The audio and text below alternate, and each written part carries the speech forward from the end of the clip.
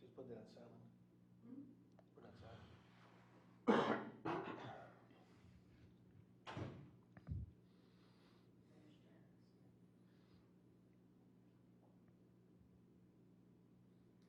Okay, we're ready to start. Good evening, candidates for mayor. Welcome and thank you for attending the East Bethel Chamber of Commerce Candidate Forum, Meet the Candidate Forum. With me today, I have Wanda McLaurin, a board member, and Paula Moon, a board member. Paula Moon will be keeping track of your time today. I'll be handling questions along with Wanda. The forum today, unlike what we've seen on national TV, is not designed as a debate. It is designed as a candidate forum for you to introduce yourself to the viewers at home. So it's Meet the Candidate Forum. So regardless of what your opposing competitor may say, we want you to answer our questions based on how we ask them. You'll have 2 minutes for an opening statement. You'll have 2 minutes for a closing statement. We have approximately 6 questions to ask you, and you'll have 2 minutes to answer each one of those questions. Our plan is to start here now at 6:30 and be done at 7:15. You do not have to use your whole 2 minutes.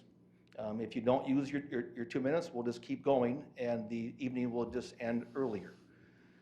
Any questions of the forum today before we get going? No. No, they're good. Thank you for attending and for your ongoing support for the East Bethel Chamber of Commerce. The first question will be asked by Wanda. Correct. Opening statements first for 2 minutes. We did draw, and the mayor, the floor is yours. Timekeeper is here. She'll give you a green for go, and she'll also have you a yield, which means you have 1/2 minute left, and then a red stop. And your time starts now, Mayor, as an opening statement. Okay. Thanks, Brad, and thank you to the Chamber of Commerce for hosting this event. It's important for our residents to get an opportunity to meet a little bit of our mayor candidates, our council candidates, and with the challenges, everything going on. So we appreciate that. My name is Steve Voss, and I have been your mayor for the last 6 years, and I have that honor to serve this community. These years have also seen quite a bit of change in our community in terms of development and what is going on commercially along Highway 65. We've recently, the apartment complex opened up. The second phase is going to start construction later this year. Canby Hills of East Bethel opened earlier this year. Canby Hills is a youth mental health treatment facility.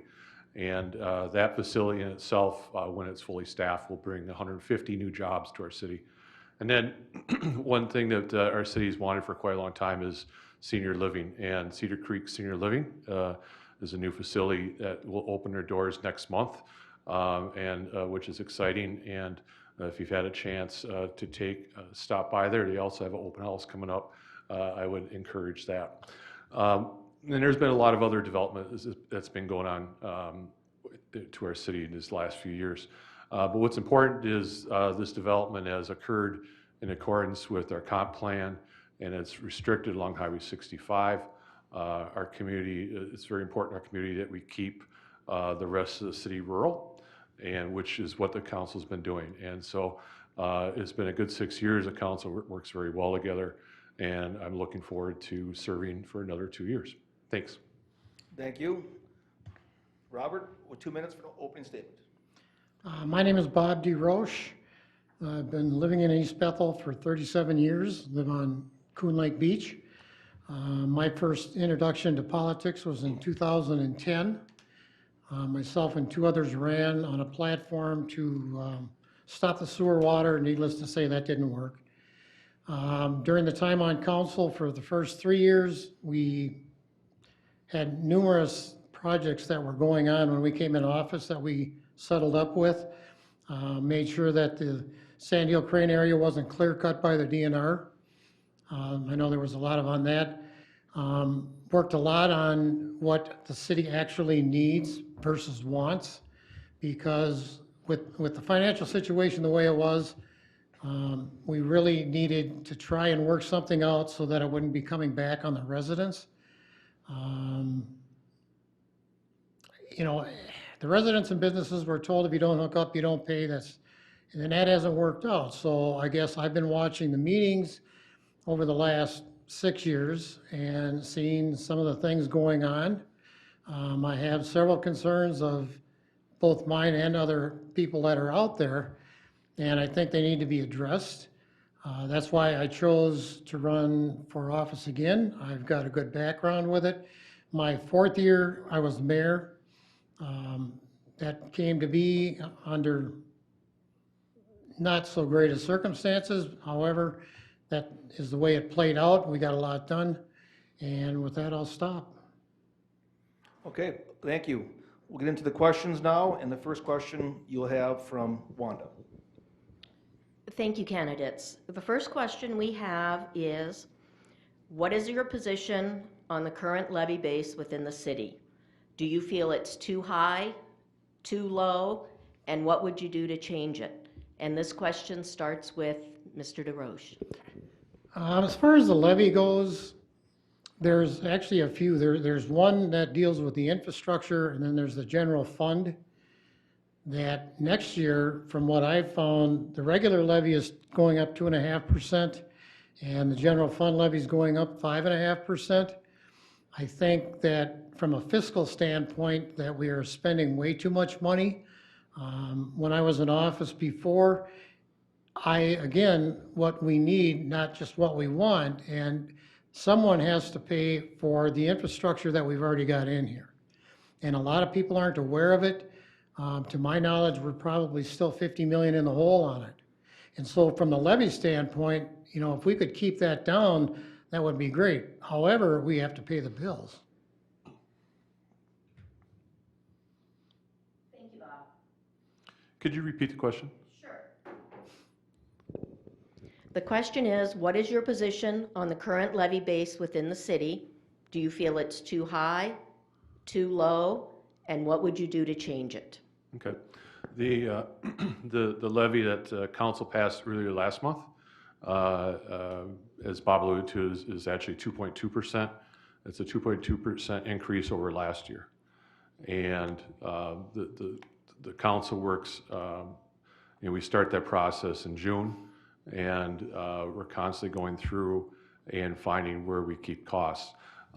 With this year, we did add a new position, an assistant position that we needed on the staff level, and the other major increase that caused that increase to go up is the sheriff's contract, which went up about 1%. And that accounts for about 25% of our entire budget is the sheriff's contract. So over the years, our average is actually about 2.1% over the last 10 years. So that goes back to back when Bob and I served together on council. And, so we're constantly keeping that in mind and keeping that down. To look at one aspect and say the general levy went up higher than anything else, is you got to look at the whole picture. And it's a bit complex, but at the same time, it's not. We work to keep it low. We're one of the lowest in Anoka County. We're definitely one of the lowest in terms of per capita spending per staff. So, and that's a really good measure of how we apply our tax dollars. Again, it's a process that we keep working on. So, Thank you. Next question, this will start with you, Mr. Mayor. sure. It appears that COVID is not going away anytime soon. If you were the governor of Minnesota, how would you handle COVID-19? I'm glad I'm not the governor. How's that? It's got to be a tremendous pressure from all sides. It's easy to criticize, and There's a lot of things that were done that I think were over the top and not responsive enough, and in particular, how the hospitality industry is really been affected, primarily our restaurants and our bars, and to understand just how many employees are affected by that. I think that could have been done a lot different. I think we could have opened up that part of it a lot sooner. But at the same time, this is a very real affliction that's going around. My family's, we've had some personal friends and family members that have died from this. So I do treat it very seriously. But in terms of how the governor's handled it, I think being out in front like he was, and being open is a good thing. And not everyone's going to agree with everyone's decision. And so it's, again, I'll just say I'm glad I'm not in that position. That's a very tough thing. So. Same question to you, Robert. It appears that COVID-19 is not going away anytime soon. If you were the governor of Minnesota, how would you handle the issue? Well, that's a tough question. I guess my personal thoughts are, I would agree with Steve. I think a lot of things went way over the top. And unfortunately, I think it's turned into a political, I hate to say a game, but it's a political game, because I watch the Senate commission hearings, I watch all the committee meetings, and I listen to both sides. And yes, it's a very important thing. I have friends that have gotten COVID. I've been tested myself just to get some work done. Is it there? Yes, it is. Is it ever going to totally go away? No, it's not. But in the meantime, we can't afford to run all our businesses out. We can't. There's a lot of mom and pop shops that have everything into it. Maybe mom and pop bought it. Pop dies, mom's got it, now all of a sudden, all her money that she has is gone. And it just, to me, the priorities, open a candy store, open the racetrack, things should have been done a lot different. Okay, thank you. Wanda? I'll start with you, Mr. DeRoche. The city just received a $3.2 million grant to build a frontage road on the east side of Highway 65. If the city were to receive an unrestricted $1 million grant, what would you use it for? Well, let me ask, I can't ask you. Well, okay, the $3 million, is that in hand from MnDOT? That's already done. So we have the money? Unrestricted. Well, boy, that's a good question. There's so many things that the city could probably use. I guess frontage roads, I was on the roads commission, and now that commission's been abolished. And our thoughts on them frontage roads were to make sure the cash came in before we did anything. As far as what would we spend it on, I would try to bring more business that is going to bring tax money in and alleviate some of the burden on the existing businesses. And residents were told that they wouldn't have to hook up and pay, and they all have. There's been businesses that have left because of it, not really wanting to, but if you can't afford it, you can't afford it. So I guess I would use it, maybe put it in the HRA and help some of the businesses on the east side clean up some of the facades, clean up some of the mess. Main Street for us is Highway 65. That's what people see. And if we're going to bring in other big companies, they have to want to come here. It's got to be looking decent. Thank you. Okay, Steve, do you want me to repeat it? No, I think I have it. Thank you. You really, my eyes lit up when you said there's $1 million out there unrestricted. So I think Bob touched on it, and it's something that we've talked about at council for a while, and that is rehabilitation of some of our business properties, and to assist these businesses in improving not just the looks but the functions of the properties. you know, as we come into East Bethel from the south, you know, the first thing we come about is, you know, not only Route 65, but also a lot of these businesses that have been here for, you know, 50, 60 years. And that's the first impression, and first impressions are important to everyone. So that's what I would suggest using part of that money for, because we've talked about how does the city start a fund, whether it be a revolving fund or a grant fund, to help these businesses improve. And because it's like anything else, is your neighbor improves and then, okay, now I need to fix things up too. So if we have that kind of effort, I think that will help the business community as a whole and our community as a whole. And the other aspect I would use too is not just for, you know, restrict that for business. I would also, you know, have it reached out to our residential community too. We're an older community. There's obviously a lot of homes and homeowners that could use that, and I think that will really that would be well used. The idea is, I certainly wouldn't use it for something that we don't already have and don't necessarily need. Rather than I would use that money that can be built on and used to improve our future. So. Thank you. Next question, we'll start with you, Mr. Mayor. In the next 2 years, what would you like to see changed or remain the same in East Bethel? And how would you make that change happen? Well, I think that the one thing that's changed is not something I want to change, it's something that's going to change, and that is our commercial district along Highway 65. We're already seeing, we're working with developers for a larger development on the east side. As was mentioned earlier, we got a $3.2 million grant to build a new frontage road. That's very important from a safety aspect, but also from an economic development standpoint. And certainly what we want to keep the same is everything outside that 3/4 mile corridor. That is the cornerstone of our comprehensive plan that this community put together. Is we want to keep the city what we all, you know, refer to as rural. We all have different definitions of what rural is, but really what it means is we don't want the city, rest of that city, to change.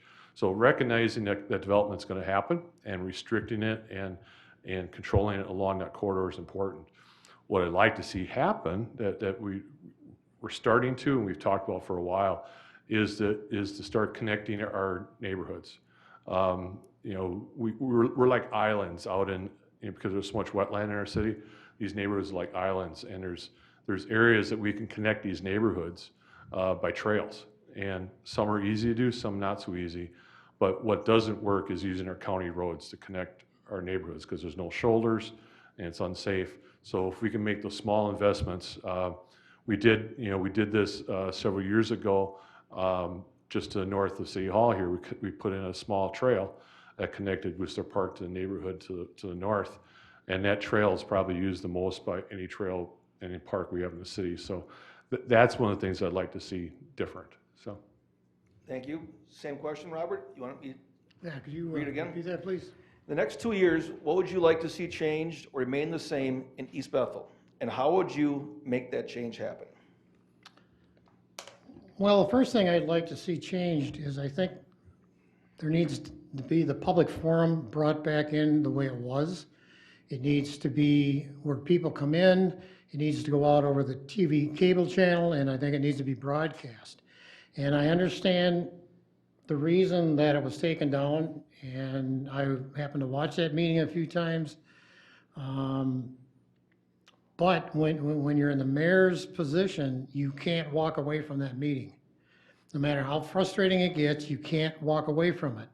Now, for a lot of residents, that's their only communication with finding out, well, this is going on to this person. Well, you know what, it's happening to me also. And to take that away and say, well, you need to speak with a council person, and then they'll go to staff. Well, maybe that's where the problem originated from, and you're putting the wolf in the hen house. I think the public forum needs to go back. I think the city needs transparency brought back in. Number one, I guess that affected me is when the roads commission went out. That was one of we had a pretty good time in the Roads Commission. We had a lot of decisions to make. Some decisions we made weren't taken to heart, but that's the way it goes, I guess. Other than that, I think we need to quit doing the tax increment financing and giving developers the opportunity to just come in and use that. That's something that I feel should be curtailed a little more and again, help the businesses that already exist. Thank you. Thank you. All right, Mr. DeRoche, you're up again. What unique quality do you as a candidate bring for the position of mayor? Honesty, integrity. I listen to people. I give people a chance to speak. I think it's important for the residents to speak with the people that they elect who come in and make promises that they're going to do certain things. I always tell people if someone is promising you they're going to do something, they're probably not going to be able to, because as other people that have been on commissions know, it has to be a majority vote. It's nice to say, I would like to do this and I would like to do that. But again, I think the residents need to get the city back. And by that, I mean, if I tell people I'm going to do certain things and I get in office and all of a sudden, now I'm starting to constrict what they do, I'm restricting some of the buildings they do. And people, there's some people with lineage up here, 7,500 years old, and to start taking some of the things away from them, I think we lost the sound. I think it's wrong. We didn't cut you off your 2 minutes. Mine's off. Hello? Oh, Okay. here we go. You still have Go. some time. Go ahead, Robert. Oh, do I? Yeah. Okay, so again, I think transparency is probably the most important thing in the city. Because people know, that people live here, they pay taxes, they know what they want. And I think city council members need to hear what they say, and they need to have the chance to come in and make sure that they're following that and not their own personal agendas. And with that said, I'll be done. Okay, I lost track of what the question was. Can you repeat it? What unique quality do you bring as a candidate for mayor? Oh, listening to folks. I mean, one thing I'd like to do is I like to meet our residents. It's been a little challenging these last, few months. But, that's one thing I do miss is getting out there and meeting with folks and see what their concerns are. Being in the community. And I try very hard to be at civic functions, at the chamber meetings, anything that's related to the city. I have a good way of bringing people together. These past 6 years, part of the reason why things have gone so well as a city is the fact that we work cooperatively with the county, with the state, with various agencies, with businesses. My approach is it's much better to be collaborative when you're trying to achieve our goals than rather trying to do it ourselves. The one thing that I know about myself is I don't know everything about everything. And so I rely on folks, whether it be staff or other professionals, on what their advice is, and take the advice from everyone and synthesize a position yourself. And I'm not, I try not to be steadfast in my position. I try to listen and open to all viewpoints. And I'm very careful to listen to all viewpoints before I make decisions, because what we do here is important, because what we do here affects people, and it's important to understand your basis for your decisions. So. Thank you. Next question is for you again, Mr. Mayor.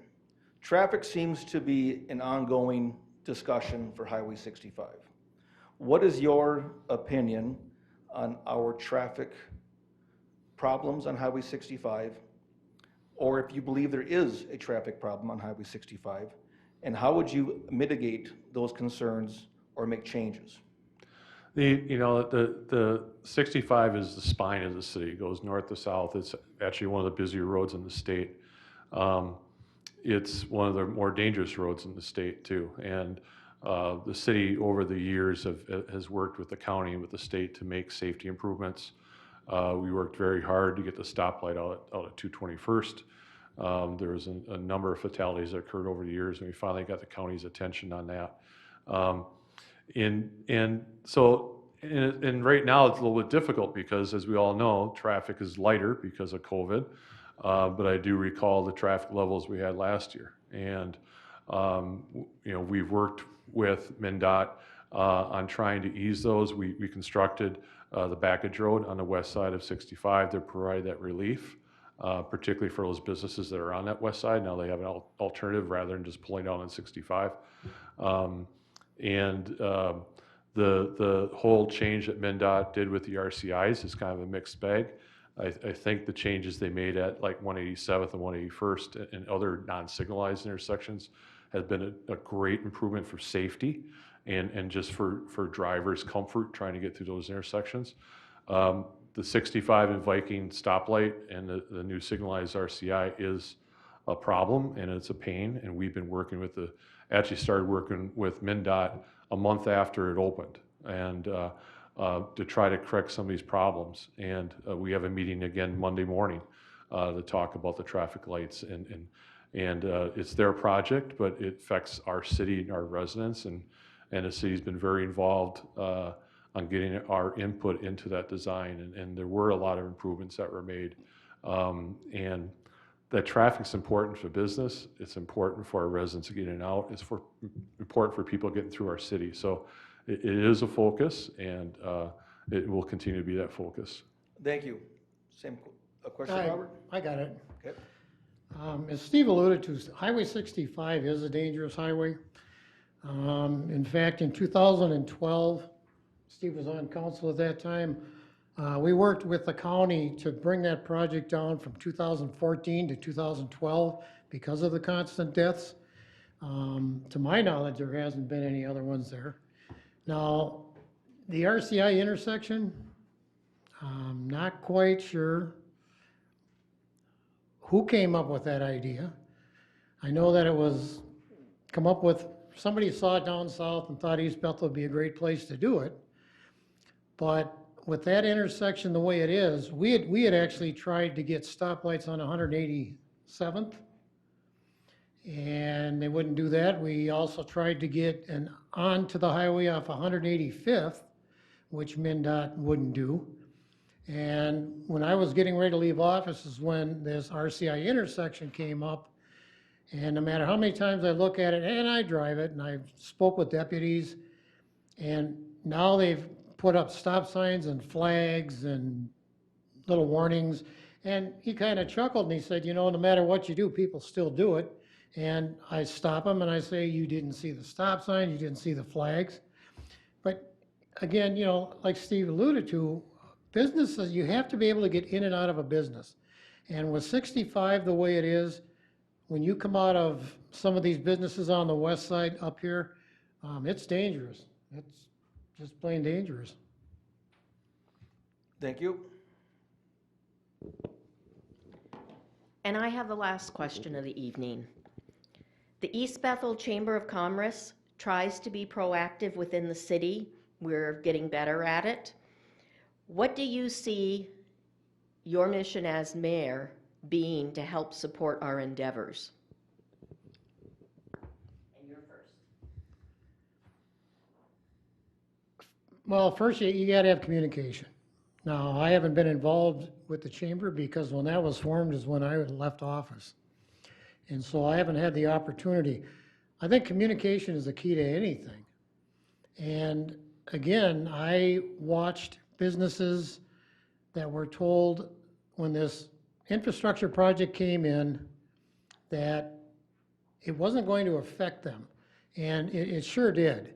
And it's unfortunate that it did, because we would still have some of those businesses here. I think if I think we have to focus on even maybe getting some of these IUP people at home businesses involved in the chamber. I think they could be an asset on both sides of the coin. The chamber plays an important part, no matter what other city you go to. You always hear about the Chamber of Commerce and how they help businesses. I'm not familiar with what the city has done as far as helping the chamber right now goes. That's something that I haven't been exposed to, and I guess I'm willing to pick up and learn. You know, the East Bethel Chamber of Commerce is one of the really, I think, bright spots for me of our community. To have a group of businesses who previously had worked together to organize and to build up that association with our existing businesses is great. It's something that supports our community as a whole, and the city council from day one has been an absolute supporter of the Chamber of Commerce. You know, we attend twice a year. The chamber holds a sunrise breakfast meeting for the chamber and for the community as a whole. This morning was the most recent one. Those two meetings a year are some of the highlights I look forward to every year, because it's not just a meeting. It's bringing these folks together and actually doing that communication. We also have a fairly active economic development authority within the city, and the chamber and the EDA work together quite often. Our last biggest project was the business retainage, and that was a huge project that had a lot of involvement from the chamber, and it really helped to strengthen our. It's not about bringing new business in, but our existing businesses. You know, retaining those businesses. What are their needs? And the chamber is very instrumental in making that happen. And so going forward, particularly with the commercial development as we expect will happen, it's going to be very important for the city to be very involved with our chamber and to continue that involvement going forward. Thank you. We're pretty on schedule here. We will now enter into our 2-minute closing statements. Opening today was Steve Oz, correct? So you will close for 2 minutes. Closing remarks. Thank you, Robert. All right, I guess my closing remarks would be, again, I do understand what the job of mayor is. The 1 year that I was in there, I attended about 65 meetings. And it's a job that takes a lot of your time, takes a lot of effort. You have to have a lot of patience, because sometimes you may hear things you don't like to hear, but that's the way you find out the way things are going to go. I think that, you know, back when I was in office, we'd bring in the Boy Scouts, we'd bring in kids from schools that would do their civic badges or do their civic appointments. They thought it was pretty neat because they were on TV, they were going to be recorded. And I think that's something that people need to get more involved in the city, but the city has to be wanting them to do that. It's got to be, it can't be where people come in here and get intimidated by the council. The city council is just people that are elected by the residents. They're not gods. And I think that, again, maybe sometimes people's agendas get in the way. And I think that's unfortunate. And, you know, if I have the opportunity to get back in, I think there's some things that are going to have to change, or that should change. I think it's important that all 5 council members get together in a meeting, but that you come to the table with 5 separate brains and 5 different ideas that you can meld together and come up with something that's going to do good for the city. And I guess I would look for your vote on November 3rd. Mr. Mayor, 2 minutes for closing. Again, to the chamber, thank you again for hosting this event. I was concerned with everything going on, we wouldn't have these, because it is such importance for residents to see their candidates. I have thoroughly enjoyed serving this community. I moved here in '93, and even then I started volunteering on the planning commission, and so I've been involved in our community for a long time. And it's just so rewarding to see other community members get involved, to be concerned, to express their concerns, to let everyone know what we should do as a city, and to be involved in that process is personally satisfying. And so it's nice to see your community come together, like I mentioned, between the chamber and other associations that interact with the city. It's nice to be involved, and to the extent that I can still provide input and provide some guidance, and really for this council to provide that leadership for our city, to implement some of the things that we want as a community and what our wants are. That's the reason why I run for this office, and want to continue to serve. So again, I want to thank everyone for the support over the years, and I look forward to serving the city of East Bethel for another 2 years. Well, thank you, both of you, for attending the Chamber of Commerce Meet the Candidate Forum here tonight. We appreciate your time. For those viewing at home, we hope this helped you in making your vote of choice of your candidate, and we look forward to seeing you in the future. Thank you for your time. Thanks, Brad, Wanda. Thanks, Chamber.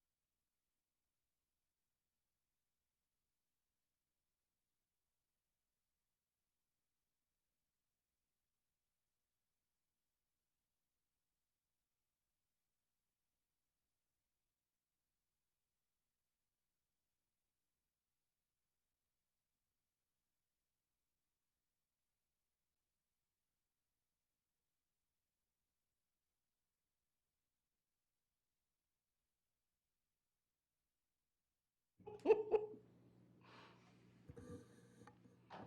you have entertainment at all while you were sitting over there for the last?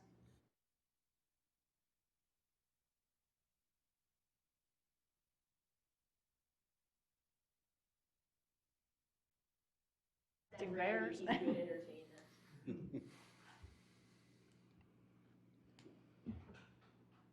I saw a cell phone. We'll start at 7:15. Yeah, you saw ours. We have.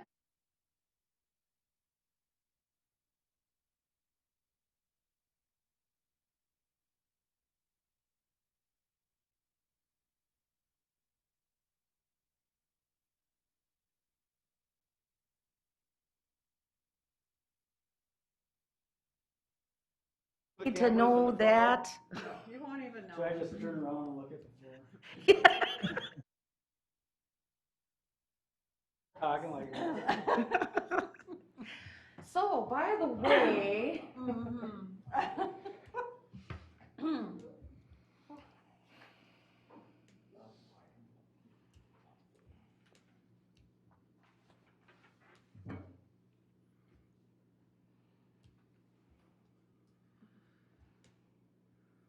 think we're ready.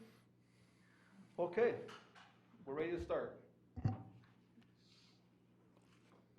Good evening. I'm Brad Slauson, the president of the East Bethel Chamber of Commerce. Thank you for your time today to attend our Meet the Candidate Forum. All of you have been copied on the rules that we established for this forum, and as I hope you noticed, you didn't see the word debate. So unlike what you've seen on some of the national politics and national news, that is not on our agenda today. Our agenda today is for the people at home viewing to meet the candidate. So we have questions that we're going to ask you, and everybody will have the opportunity to be the first person to answer and the last person to answer. And we want you to answer those questions for how you want the people to meet you. Regardless of what someone next to you have said, this is not a debate. So please answer the questions as you may choose. We will start out with 2 minutes of an opening statement from each one of you, and we will start and then end with 2 minutes of a closing statement. While you're answering the questions, you have 2 minutes, and then when you reach 1/2 minute left, you'll see a sign from right here that says ½ minute, and then you'll see a red stop sign if you approach the 2 minutes. Please stay within the time frames established. I'm here today on behalf of the East Bethel Chamber of Commerce, and with me today is Wanda McLaurin, and she'll be also asking questions as a moderator, and Paula Moon is here today with East Bethel Chamber of Commerce, and she'll be keeping time as well. Randy Chumley is here as well as our Sergeant of Arms, and he'll be here to enforce any issues that we may have with that. Thank you, Randy. So having said that, I'm going to draw. I have everyone's name here upside down on a piece of paper, and I will draw one name. That person will be the first person to have 2 minutes of an introduction. I will put that person's name back in the pile, and then we'll draw again to see who goes on the first question. After I draw that person's name out of the pile for the question, his name or her name will be removed from this pile, and ultimately every person will have the ability to answer a question first. Any questions about the rules? We're going to move clockwise, right? Correct. Okay.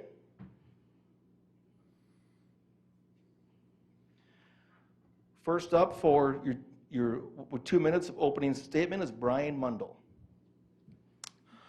Well, thank you, Brad, and the Chamber for putting this on and dealing with all the issues and with COVID and finding a way that we can talk to the public, even if they can't be here. So I'm Brian Mundell. I'm endorsed by Anoka County Commissioner Julie Bradstead and East Bethel Councilmember Tom Ronning. I grew up in East Bethel.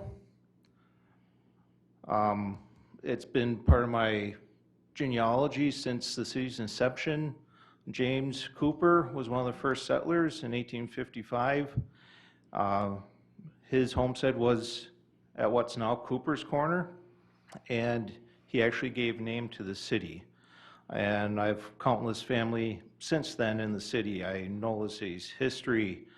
Uh, I know where it's been, and that gives me perspective of where it should be and why the ruralness is so important to our city. I'm running for city council for multiple reasons, mainly to help run the city properly and professionally. The city's a business with a $5 million budget, and it should be treated as such. Uh, Other things I want to do is attract new businesses like a grocery store. I want to limit dollar stores, storage facilities. I support local businesses. I want to expand some trails. Before this, I was on P&Z for 4 years. I was on city council for 4 years before that. And I helped lay the groundwork for a lot of the development that you see now. My education consists of a Bachelor of Science in Construction Management. I work as a construction manager. I'm involved with the local Boy Scout troop, and you, I'm an Brian. Eagle Scout. Thank you. Thank you. Sherry? Thank you, and thank you to the Chamber for this opportunity. We do appreciate the fact that you could get us here in person. I am Sherry, running if for- you could please talk more into the microphone. I want to make sure that everybody can hear you. Is this better? Correct. Okay. I am running for City Council because I believe that it is important to be involved in the community that I live in. We have lived in the city for 17 years, and for 15 of those years, I have actively volunteered on the Park Board, Economic Development Authority, and I am currently serving on the Planning Commission. Each of these opportunities has enabled me to look at issues that impact different areas of East Bethel. They've also given me the opportunity to work with other volunteers and staff on issues that come before them. I've been able to meet many residents and understand that knowing you are being heard is important. I have a good understanding of how city government works and the importance of collaborating with surrounding communities, school districts, counties, and other entities whose decisions impact the residents and businesses of East Bethel. Thank you. Thank you. Shelley? Thank you very much for having me. My name is Shelley Beck. I was born and raised in East Bethel. My family roots go back over 100 years, so my passion for the city grows very, very deep. I'm running for city council because I'd like to make a few changes. One thing is, I believe the residents need to have more of a voice. I've seen too many times that a resident has been shut down. I'd also like to, I'm sure we'll touch on this later, with businesses, large businesses, and how they're coming into the city. And I just, there's just a few changes I'd like to make, but for the most part, I want to be the voice for the residents. I'm very good with social media. I answer questions right away. I get back to people, and I'm not a politician, but I am definitely learning along the way, and I just would like to have a chance to make things better. Thank you, Shelley. Mark? Yeah, thank you. And thank you, Chamber, for putting this on today. So my name is Mark Lukiewicz. I represent, I'm a newcomer to East Bethel, me and my family. We love it here. I think I represent what's the new influx of families that are coming into this town because of, the dynamic it brings. One, the rural aspect was very attractive, right? But also there's a sense of we have neighboring communities around us. So we're rural, and so it's a great town. Personally, some background on me, I've been in healthcare, worked with businesses, communities, state, local hospitals all across the country. So I bring a big business acumen to the table. In terms of the future, I think my message is really having a clear path of what East Bethel future is, and I think the message is set loud and clear here with multiple candidates. And having that line and being able to balance it, because we need to bring in businesses, communities, right, to be able to, local restaurants and local grocers to help support the community as is. At the same time, we want to keep it rural. So we need to understand that balance of how to attract in who we want to attract in, without, alienating people that shouldn't be here. So I'm looking forward to the opportunity to meet everybody as we go through the night. If you have any questions, please feel to reach out. Thank you for your time. Thank you, Mark. Jim? I'm Jim Smith. I'm a licensed general contractor. I'm a licensed real estate agent, and I bought my first property in East Bethel in 1978. So I've been in and out of the town for at least 42 years. And the reason I'm running for council is because of our taxes. We need to have affordable taxes. That means we need to control spending. And now, can you hear me now? And then, so we have to control all that. We have to run it like a business because we want to be able to stay in our homes because the taxes keep going up every year. If you look at your tax statement, look on there, one of your biggest expenses is the city tax. And there's a reason for that, and lots got to do with city sewer and water, which in my opinion should have never happened, but it did. So now we got to deal with that, and hopefully the debt that's created is going to be years and years before it's even paid for, and I don't know if there's a way we can get out of it. If there is, I'm going to research it and find out. Also, I've been involved real heavy with the city council and stuff since 2016 when CST tried to come in on the north end. It's a mulch company that tried to come in by Cooper's Corner, and that could have been a total disaster if that would have happened. And that's why I want to get involved in being on the council too, because of the fact the council would have passed that and let them in here. But we as the citizens took care of that and we got them out of here. And also, I'll be honest and I'll tell you the truth no matter what. I don't pull baloney with anybody, and I want to be fair to all the residents and businesses in the city of East Bethel. Thank you.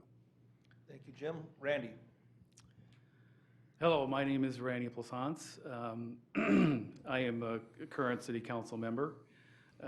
My family and I moved here 26 years ago. We put our children through the local school district, and through them, we've been very involved in scouting, 4-H, church, and other events that happen in our city. And since then, so my kids went through school and started to graduate, I had more interest and more time to devote to more volunteer opportunities. And one of the opportunities that came by was that the city was looking to revamp their website. And so in 2012, we got together and a committee was formed, of which I was a member. And we revamped the website so that it was more modern and it had a better presence. Following that, I decided to move on and continue my support of the city by volunteering for the Planning Commission. I spent 3 years on Planning Commission, and there was many designs and so forth that we had to go through in order to bring them forth to City Council. And through that, we learned a lot of things, including CST, of which, I really don't think it would have gotten even to City Council at that point because there was just too much that they needed to go through in order to make that happen. So, for me, I would like to continue to move forward in developing the city from when I started in City Council in 2016 and, continue to balance the budget and continue to move forward with business development. Thank you. Thank you, Randy. And Joseph? Oh, good evening, Brad. Thank you, Chamber of Commerce, for hosting this event, and the folks at home that are taking an interest in your local community. I am also a newcomer to town. I've been here for about 4 years, and the reason I chose East Bethel was because it's a rural area, and there's a lot of wide open spaces. Our family enjoys nature, and this is kind of what sets East Bethel apart from other communities nearby. One of the reasons I'm running is because I've noticed there's a major lack of avenues of communication between neighbors. We're missing a lot of trail opportunities and parks. Some of our parks seem to be less relevant than they were in the past. I think we have an opportunity to improve those so that we can bring them up to date and there's places for our community to come together. I'd also like to see better access to some of our natural areas. Coon Lake is a cultural center for our community, and we can see that as traffic grows, we haven't really put in infrastructure to support the traffic. A lot of people running across the street in dangerous areas. If we choose to neglect those areas, I think that's just going to become more dangerous over time. One of the things that I'd like to also explore opportunities for state and federal grant funding. We have issues with funding. There's not enough money to go around. I'm not quite sure the city has explored grant funding opportunities. There's a lot of money out there, and all we have to do is write those grants, and we can start using those to help improve our community. Another thing that is, I guess, part of my history with this community is I have worked for small business in this community, and so has my father. And I think that the way to create wealth or opportunity for local people is to increase small business opportunities. I think a lot of people in the community have, I guess, really strong feelings about letting major corporations or low wage places come in. Thank you, Joseph. Can I just finish my statement? We just need to make sure that small business has an opportunity to come in. Okay, well, thank you. What we'll do next, I'm gonna draw again, and Wanda will ask the first question of the evening to this candidate. Well, Brian Mundell. Lucky me. It'll be the last time you're first. All right, Brian, what is your position on the current tax levy within the city? Do you feel it's too high, too low, and what would you do to change it? Well, current tax levies are pretty decent right now for what we have going, what we have borrowed.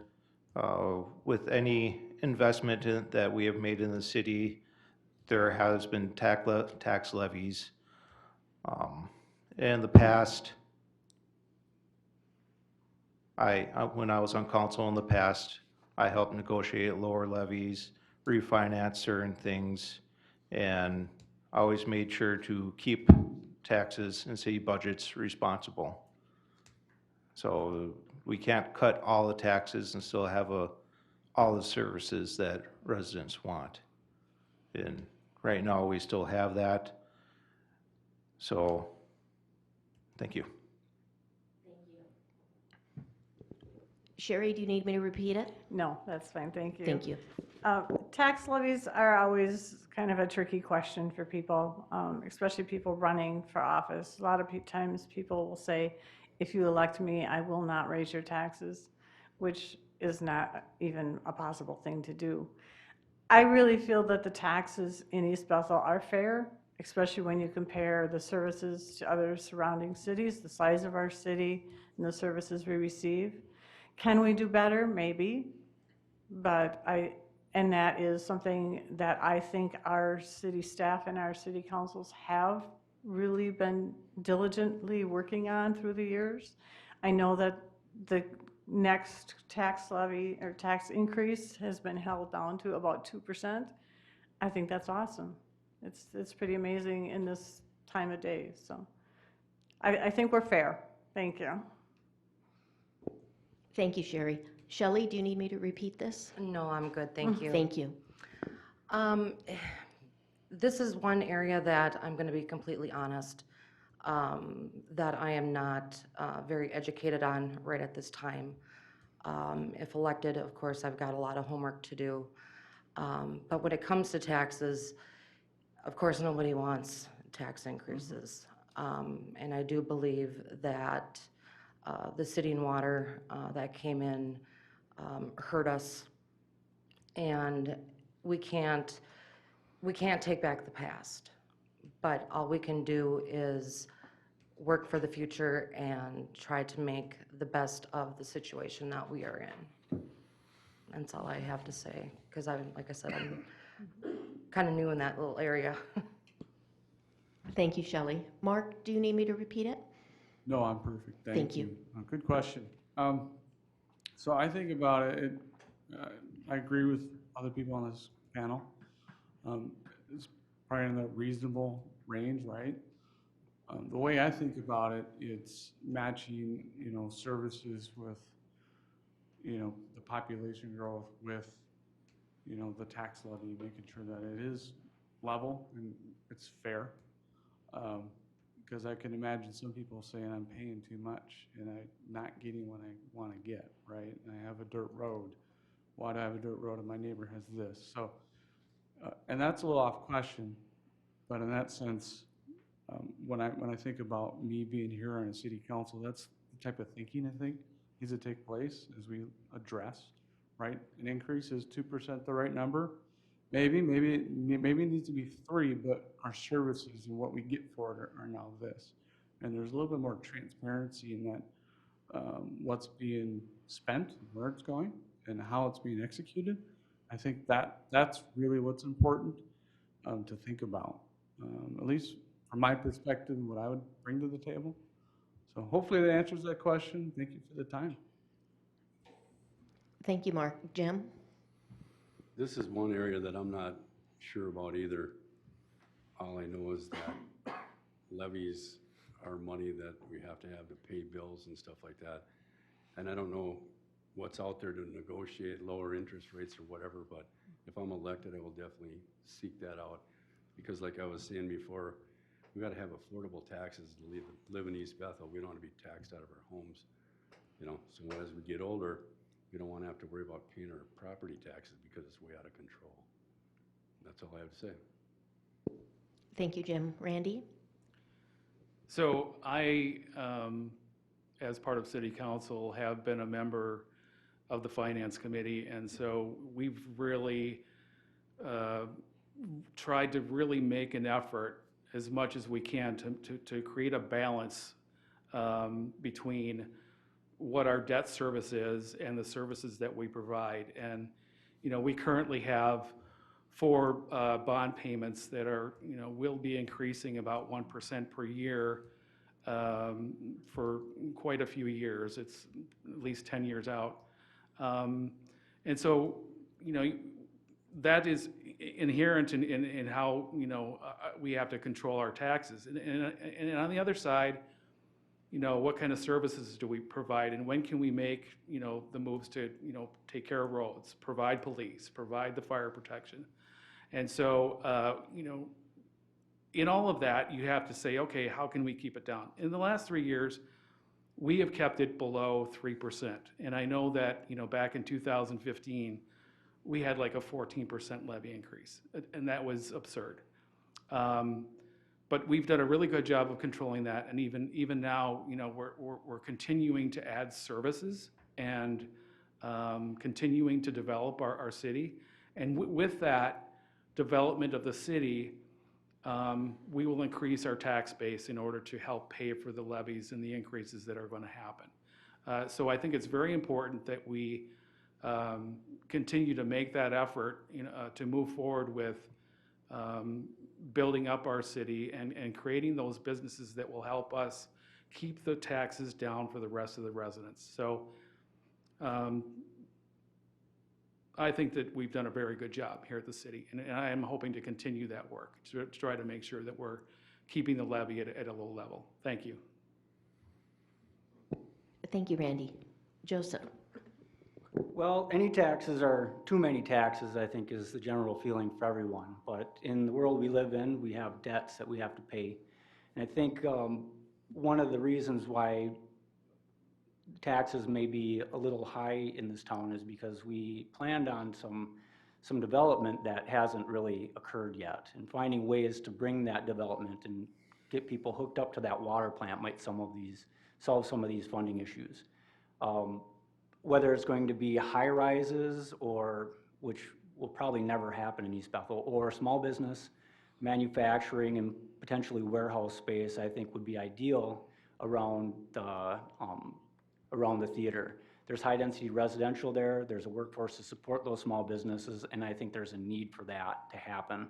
Otherwise, we're gonna be paying for a water plant that doesn't hook up to anyone's house. Also, I think we need to explore other opportunities for funding.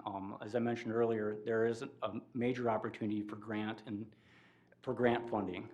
When I worked as a police analyst for St. Paul, the police department alone had their own grant writer, and they'd pull in millions of dollars a year just by applying for grants because no other cities were doing that.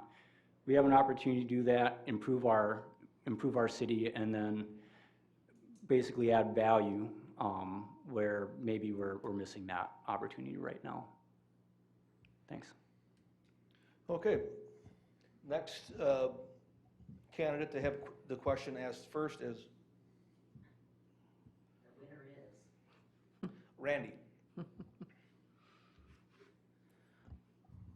Randy, it appears that COVID-19 is not going away anytime soon.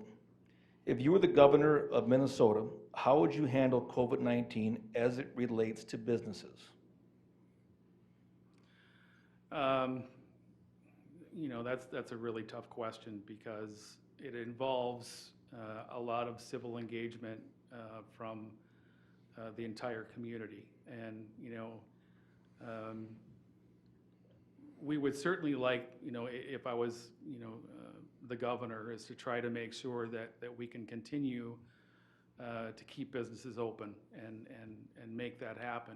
And a lot of times it's not as simple as just saying, let's open everything up, because I think, you know, there's two parts of that. Number one, we'd like to keep the businesses open, but on the other hand, you know, if customers aren't comfortable walking into your business, they're not going to show up and you're going to lose business anyway. So we need to find a way between now and when a vaccine happens to try to make sure that as many people are as comfortable as possible and provide support for our businesses when they are in trouble or in financial difficulties, to try to make sure that we are going to be supporting those businesses in order to stay viable. And recently, you know, the city council has done, you know, what we could in order to help some businesses, you know, stay viable here in the city. You know, one example was that, you know, we took a look at the liquor licenses here in the city, and we did a refund or a partial refund of, you know, what their license was because they were out of business. So, I mean, those are the things that we need to kind of look at is number one is supporting our businesses and engaging the community to make sure that you know, we are doing what is right in order to make everybody feel safe, and so that each business can get and stay viable. Thanks. Joseph. Long story short, business needs to stay open. People's lives depend on it. Their mortgages depend on it. How they feed their families depend on it. So that's what needs to happen. But in this age of COVID, in the way that people are working now, there's a lot of people working from home. One of the things that we need in this community is high-speed internet. We're down to one, maybe two internet service providers. There's a lot of people that rely on internet to work from home that aren't having that opportunity. I myself work from home. I'm a data analyst. I'm a senior data analyst for a Fortune 500 company. I need access to data. Sometimes my internet will start going out, and then all the people that rely on me for my insights, I can't provide that to them. In the global business I work in, if communication breaks down, we can lose a lot of money. So we need to find ways to make it so it's easier for people to work from home. We also need to find ways to change our economic areas so that the work from home and the buy from home is more accessible. If we can bring in warehouses or small warehouses near the theater, that'll give an opportunity for people to shop from home, whether it be nearby groceries or other products. There's a really good opportunity there. Also, Bethel, while not in our city, it has a railroad spur. If we can find ways to leverage that within our community, we can bring products closer, faster, and make it more accessible for our community. I don't think that we've really discovered how to interact with COVID. Right now, everyone's just hurry up and wait. What are we going to do? I can't shop at my local stores, but our economy is evolving to be more home-based. My neighbors also are working from home. My neighbor is an excavator, he has a home office. I think we need to find ways to make it so that work from home situations or own a business at home should be something our city should be pushing. Whether it's in a pole barn or a small detached office on your property, I think those are ways that we can improve business in our community. Thank you, Randy. Thank you, Joseph. Brian? Wanda, can you please repeat the question? Yes. Or Brad, I'm sorry. It appears that COVID-19 is not going away anytime soon. If you were the governor of Minnesota, how would you handle COVID-19 as it relates to businesses? Well, if I was governor, that's a pretty big seat to fill at this point from a little town in East Bethel. But pertaining to COVID, first, listen to the scientists. Take the recommendations that they come up with. Yes, the science is always changing and adapting, but make sure you take the standard safety measures, hand wash, face mask, distancing, etc. And then come up with recommendations based off science rather than fears or anything like that. But with a lot of restrictions have been placed on certain types of businesses. Some of it has been unfairly, in my opinion. Some of this should be, if there's a restriction of one kind, should it be across the board or not? But at the very least, you have to find a way to keep business partially open. If people can't come into your place to spend money, it's very hard to pay your mortgage, to pay your bills, to pay your employees. So some allowances have to be given so that our economy can, if not prosper, at least maintain a status quo so that when we come back to normal, hopefully soon, fingers crossed, that we can have normal happen sooner. Thank you. Thank you, Brian. Sherry? Thank you. You're right, if I were governor. We do need to listen to the medical experts to keep everyone safe, the businesses, the residents, and people coming in to our city to frequent these businesses. If I were governor, I would do what East Bethel is doing, be supportive of those businesses, lower the license fees where we can, and allow them to fluctuate their hours when we can so that they can continue to do their business, maybe expand their hours or shorten their hours depending on what they need to do things safely. But encourage businesses and residents to be safe and follow the experts' advice. Thank you. Thank you, Sherry. Shelley? I have to agree. COVID is a very touchy subject, and I work for Linwood Elementary School, and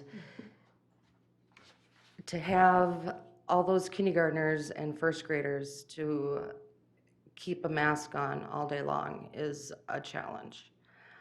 But yes, you need to listen to the experts, and you know, if this kind of mask is better or this kind of mask is better, stay your 6 feet apart. If you don't feel good, stay home. With businesses, I think they could maybe, to stay open, if they'd have to maybe do like a second shift, so not so many workers are there at the same time, they could, you know, spread out their workers. But I do believe they do need to stay open to some extent, but yes, everyone needs to be safe. Thank you, Shelley. Mark? Can you repeat that, please? Yes. It appears that COVID-19 is not going away anytime soon. If you were the governor of Minnesota, how would you handle COVID-19 as it relates to businesses? Good question, by the way. Who wrote that? So from my experience, I work today with hospitals. I'm leading the initiative on COVID testing and you know, COVID management with hospitals across the country to date. And I'll get to the answer. so I hear one end of COVID and the experience with clinicians and nurses and the challenges, and it's scary for people. And there's stories where I hear people have passed away because of COVID.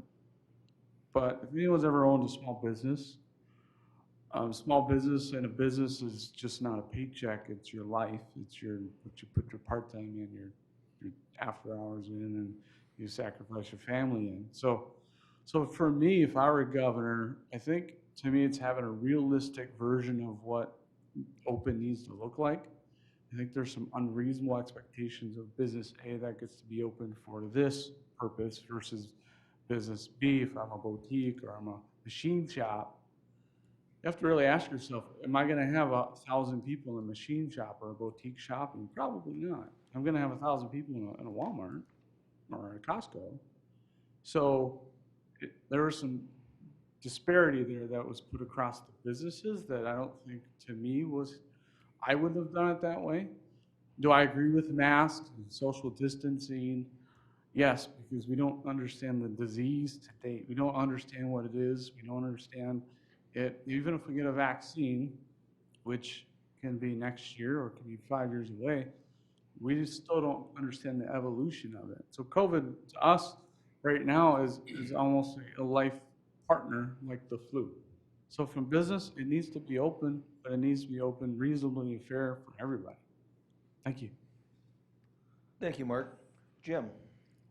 So if I was governor, I would definitely open all businesses to the standards that are requested by the professionals, mask, social distancing.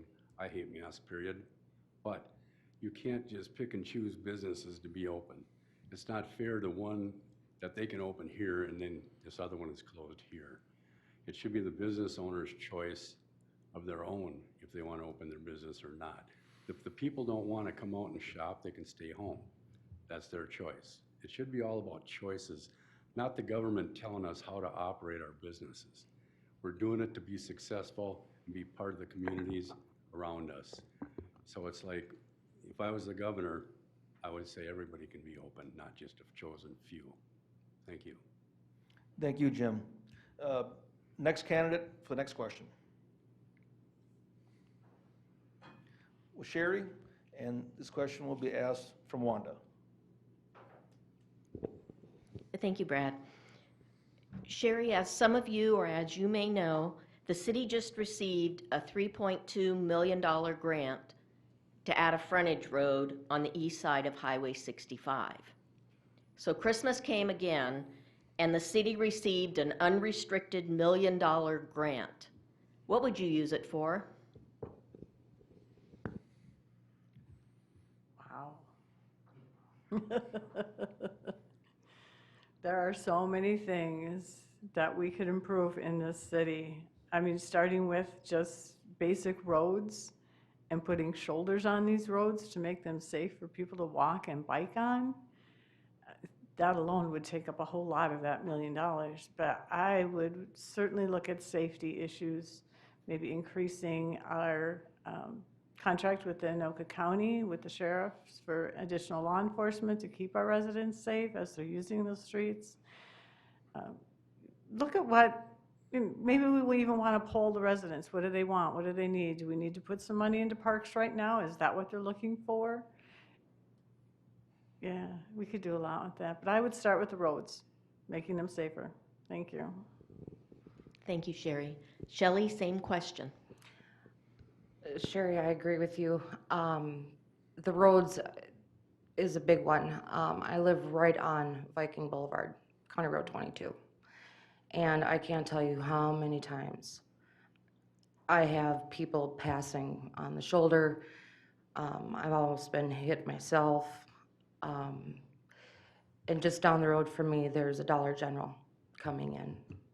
And I think they're starting to put in a turn lane for that business, and I don't think it's in the right spot. So I think, yes, taking and reconstructing some of the roads would be a good start. Another thing would be also to ask the residents. I've had a couple people come up to me and say they would love to see a dog park in East Bethel. So you could bring your friend and your furry friend and, you know, spend the day in a dog park. It'd be nice to have more, more natural area, park areas for people to be and enjoy the rural East Bethel. It's just kind of a tough question, but yeah, it'd be parks. Ask the residents what they would like, and definitely take care of some of the roads. Thank you, Shelley. Mark? Thank you. Christmas came early. Love it. So I think about $1 million in what does it give us in dividends from 20 years from now, 10 years from now? So I think if as a city, we got $1 million to do something with. You know, a couple options. A, we can right some wrongs. We have some agreement or disagreement on the water tower issue and mess. We could address that and bring some resolution to that and move forward and kind of just build a bridge and move on, right? That's an immediate tactical decision you can make. A long-term plan with $1 million goes more into attracting new businesses and the types of businesses that we would put here. And sometimes you have to pay, right? Pay to play. We've all heard that expression. You got to put some money down. And to make it attractive for certain types of businesses, whether, you know, if it's technical facilities, you know, to pay for, you know, new internet services or, you know, whatever, if it's a machining type businesses, you want to ask yourself, what kind of business is going to be here for 20 years and beyond and help build and contribute to the community, which would then in turn pay for our roads, right, our police, our fire, and you know, our, you know, things like that. So that's my $1 million spend. Thank you, Mark. Jim? If we had $1 million surplus, what I would do is get a hold of Randy and see how we can invest it and build it. And seriously, because it's like, don't spend the money, make it grow for you. Take the funds that you have already accumulated and then start putting it back into the city. I mean, just take $1 million and start spending it here and there. It's a waste. Make it grow for you. Buy real estate, make investments so it pays. In the long run, the city will benefit big time. Thank you. Thank you, Jim. Randy? So you know, when you talk about $1 million, it sounds like a lot of money, and you know, for me in my pocketbook, that would be a lot of money. But we were talking about a road that, you know, we were just going to be putting in on the east side of 65, and that's $3 million in and of itself. So you know, when you're talking about a road project, that would be something that would be, you know, not a very, you know, big investment for the city. So I mean, when you're talking about $1 million, you'd like to focus it on something that could be completed, you know, with that $1 million, and so therefore, you know, one of the things that is a big request from residents is trails. They would like to have more trails, and I can't tell you how many times, you know, why can't we have a trail between this spot and that spot? Why can't we have a trail from this park to that park? So that would be definitely one way to go. I think the other way that you know, we have talked about as a council is to take you know, some of the properties that the city owns and be able to develop it and sell those properties to put back into a fund to purchase more property so that we can actually control those properties and what businesses or types of development would happen. So that's definitely one idea that could go forward. I think the other idea that we could do is put it into a general business upgrade fund, and that what that is actually that, you know, for some of the properties that are in our town where it just isn't, you know, what we would consider to be the standard for what we want in East Bethel, we could use that to help those businesses upgrade, you know, their outside exterior, maybe some, you know, plantings and so forth, in order to make everything look better. So if I had the $1 million, that's where I would be focusing my attention. Thanks. Thank you, Randy. Joseph? Well, it would all be going to Vegas. No, $1 million in the grand scheme of things isn't a lot of money. So the money would probably be a small project. My campaign slogan is rural parks and trails. I really feel like this is an opportunity for us to invest in our community. On the internet, on Facebook, I floated out the idea, how about we also improve our ditches? Ditches are a line of communication. Back when Brian's family first came up, they likely got up here by the county ditch that the Army of Engineers dug out. The county ditch is a public right-of-way. Snowmobilers can go down them in the winter. If we were to dig those out, we could take the pilings, put them next to the ditches, and then we could have accessible trails. This isn't thought of before, but I think this would be an opportunity for us to both make it so that potentially the water could be navigated near to the lakes, give people better access to Coon Lake or any of the other lakes in the community.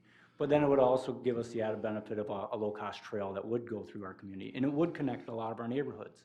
Many of our neighbors do live on the edge of a ditch or an edge of a swampland, and if we were to dig out those ditches, this would give us the opportunity to give them trails through their backyards. So I think $1 million probably wouldn't get the whole community connected, but I think once we started a project like this, people would realize how valuable and how good it was, and I think we'd get a lot more support for something like that. Yeah, thank you, Joseph. And Brian? $1 million. Well, there's a couple of ways that we could do it. I'd kind of think about splitting it 3 ways. I don't know what the ratio of each particular way would be, but one way would be investing in something that that'll add to our community, like economic development. If we did something to just attract a grocery store, that right there would add a huge bonus to East Bethel. Another option would be to ask planning and zoning, parks, roads, or EDA. Those are community members that know the community and would have some ideas of what could be improved with it, where could it be spent to, say, put a trail in here, a short trail that doesn't cost very much.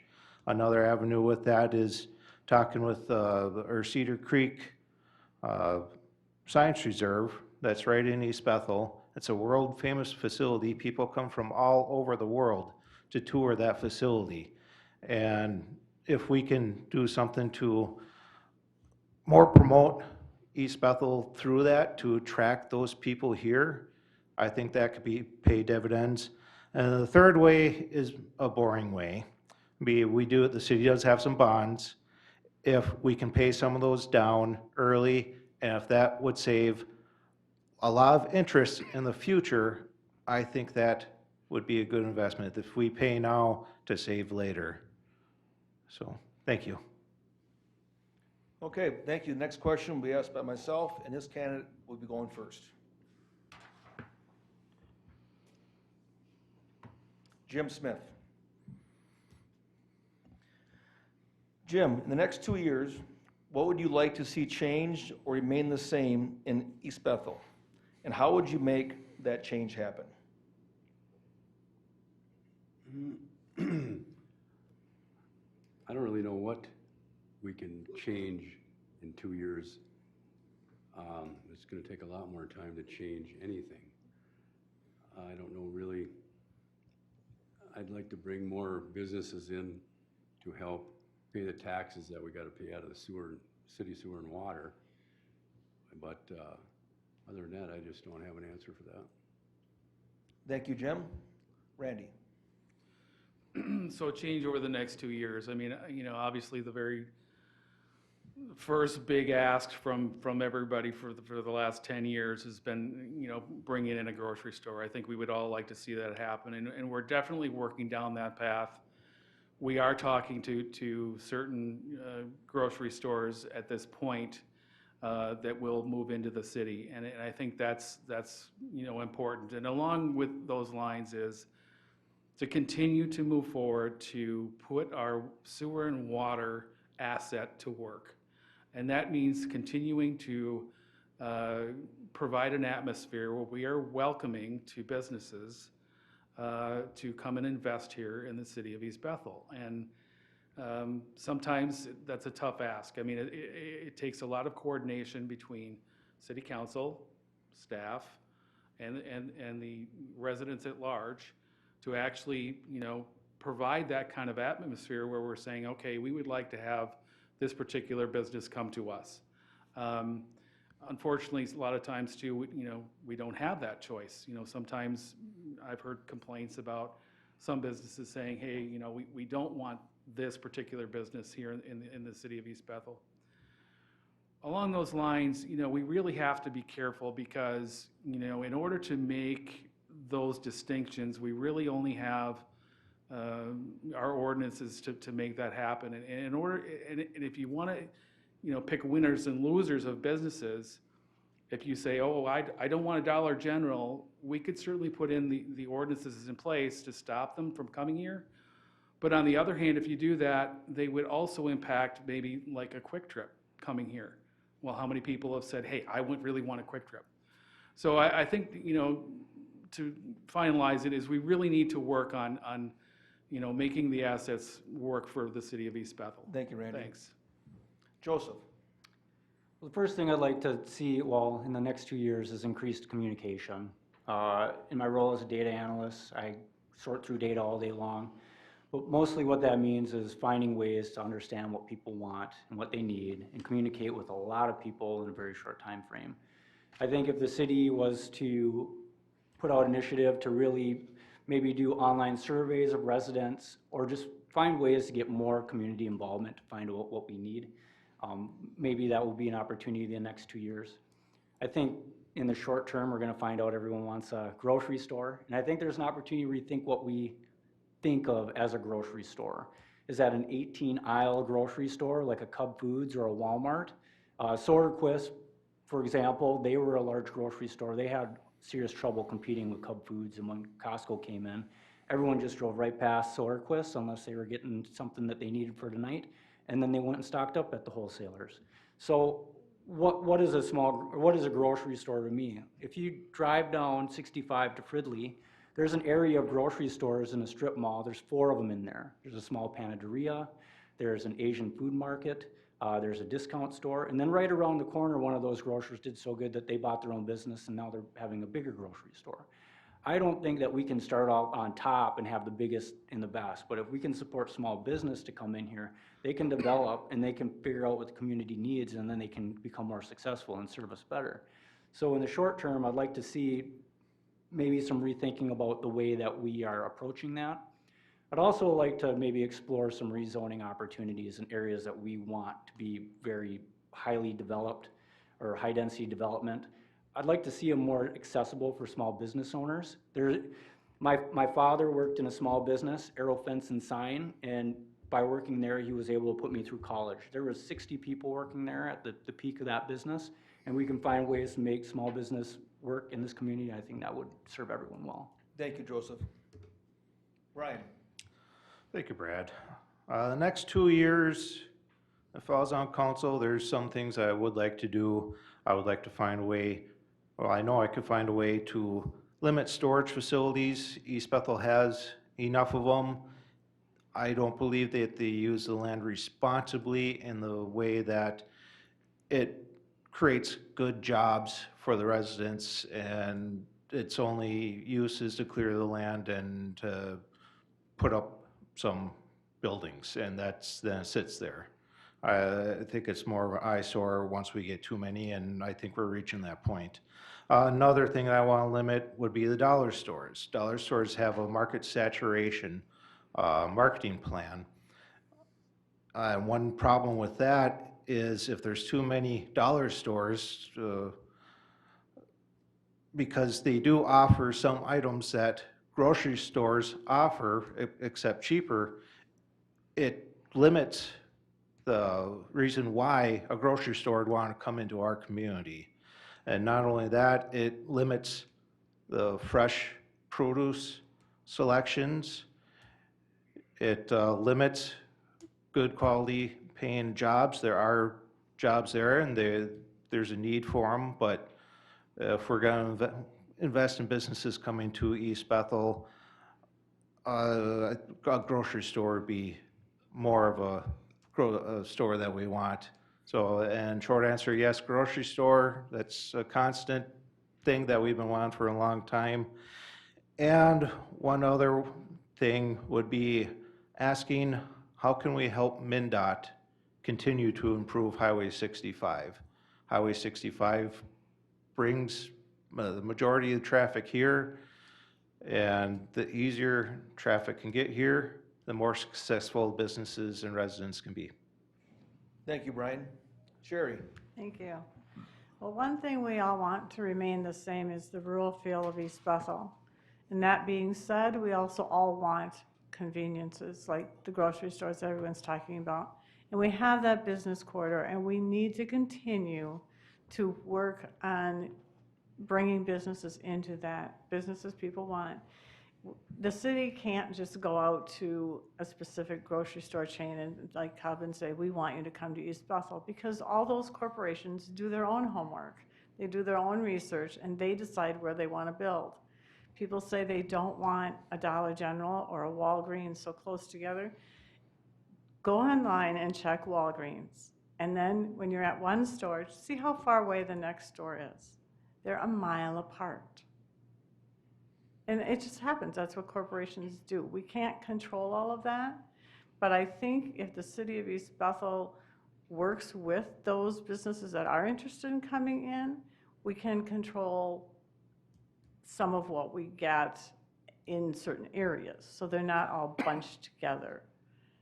I think we do a really good job, and of course we do want to work with the other surrounding communities so that we have amenities that complement each other rather than compete with each other. I think that's very important to work with our surrounding cities and the county to get that assistance, and the state with the highways too. Thank you, Sherry. Shelley? Thanks, Brad. I'm going to be very honest, and that's one thing I want the residents to know, is that you will get honesty from me.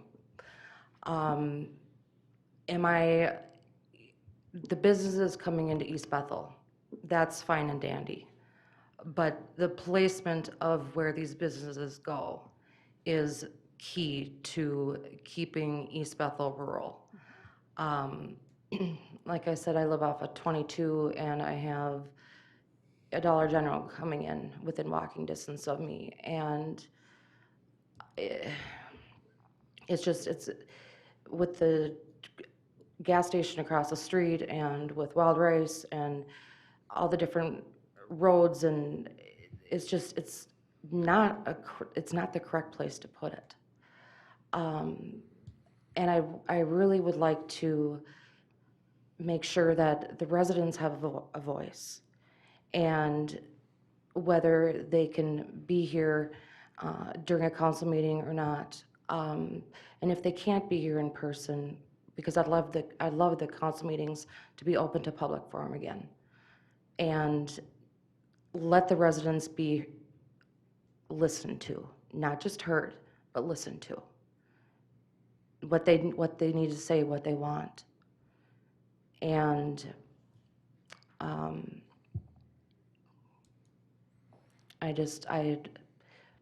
I love East Bethel, and I don't want to see it turn into a Blaine or a Coon Rapids. That's not for us. Thank you, Shelley. Mark, do you recall the question? It's been a few minutes. Why don't you? Okay, Don't well, mind. in the next 2 years, what would you like to see change or remain the same in East Bethel? And how would you make that change happen? Okay, that question's a lot longer than I remember. So in 2 years, it is a short time to get a lot of things done. I like the tone of where things are going. First off, I think from a safety perspective, there's still a lot of concern on Highway 65. Bringing in, focusing in on that. That's, I think, a priority. We've had, it was recently redone. We've had deaths, right? It's terrible. I think we can all agree in a grocery store on that model of what that looks like. I'm a big fan of modeling. You know, if you go up a few intersections into Isanti, you know, we have a Colborn's, we have a McDonald's, we have a gas station, right? We have a little, call it a blueprint of what maybe a Viking intersection could look like with an RSA. So when you think about, you know, businesses in the future, what we want to bring here, East Bethel, I think we want to keep it rural. So a Cub Foods is never going to come out here. Not only because of our ability that we want a rural community, but also from a population support structure.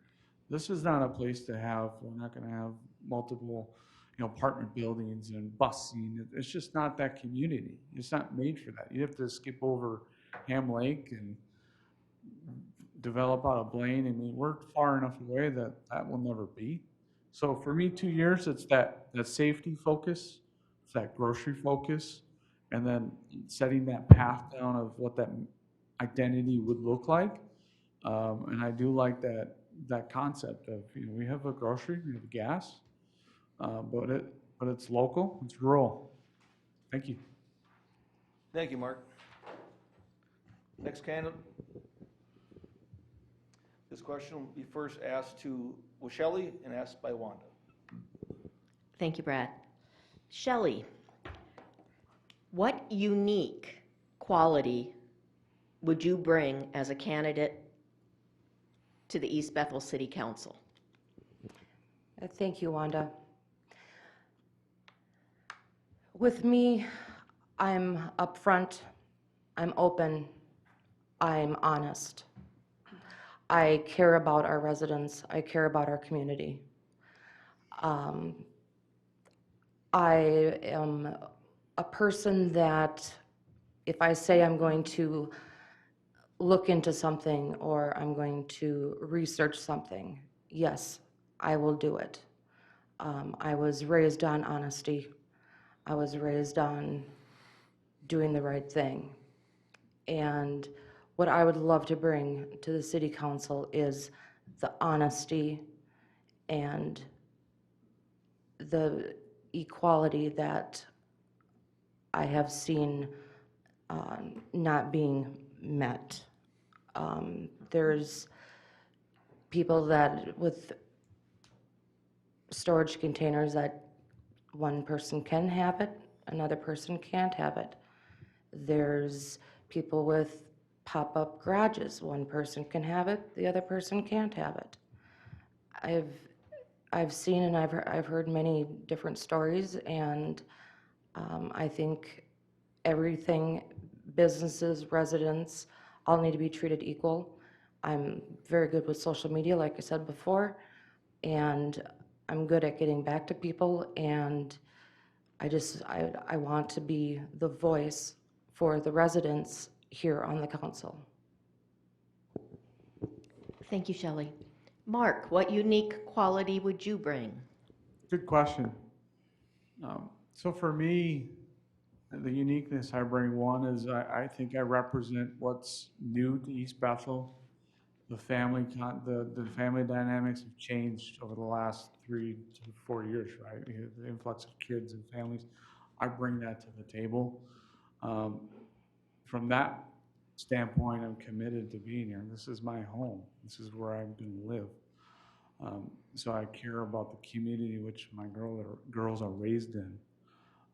Beyond that, you know, I have a strong business acumen. I work with, been in business for the majority of my life, working with hospitals all across the country, state, local governments, and have an understanding that, you know, East Bethel City Council is not going to live in a vacuum where we can only make a decision upon our own. We have to work with Anoka County Commissioners, right? I mean, we have to work with the other surrounding communities. And so bringing that, I guess, background to the table of what I've done in my career and bringing that to the community in terms of business planning, in terms of thinking about, you know, do we have an East Bethel plan that's 20 years from now, not 5 years from now? What's their 20-year plan going to look like? Because 20 years, God willing, I hope to be here. I hope my girls will be here.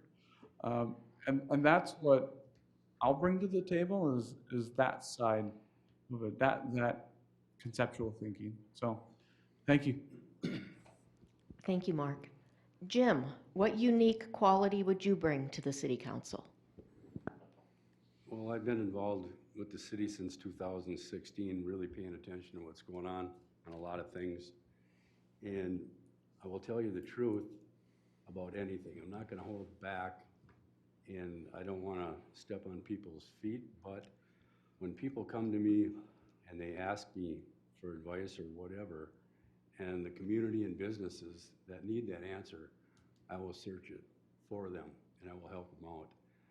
It's like when we're on the council, I'm only one person, but there's 4 other people that we have to convince also to agree with the residents. And also what I've heard too is, I understand that the fairness part is very important. We need to bring that back. I've heard a lot of negative stuff. Favoritism is not the place to be on the city council. East Bethel is a great place to live, and we want to be proud of our city. We don't want to have people bad talking against us. So I can just tell you that if you have any issues or whatever, you can come to me and you can voice your opinion, and I will help you find a solution to your issues. And I'll be honest with you. Thank you. Thank you, Jim. Randy, what do you bring that's unique? For me, I think that, what I have brought to the table and will continue to bring to the table is a balanced, honest, and an integrity to the job, as well as stability and a moderate temperament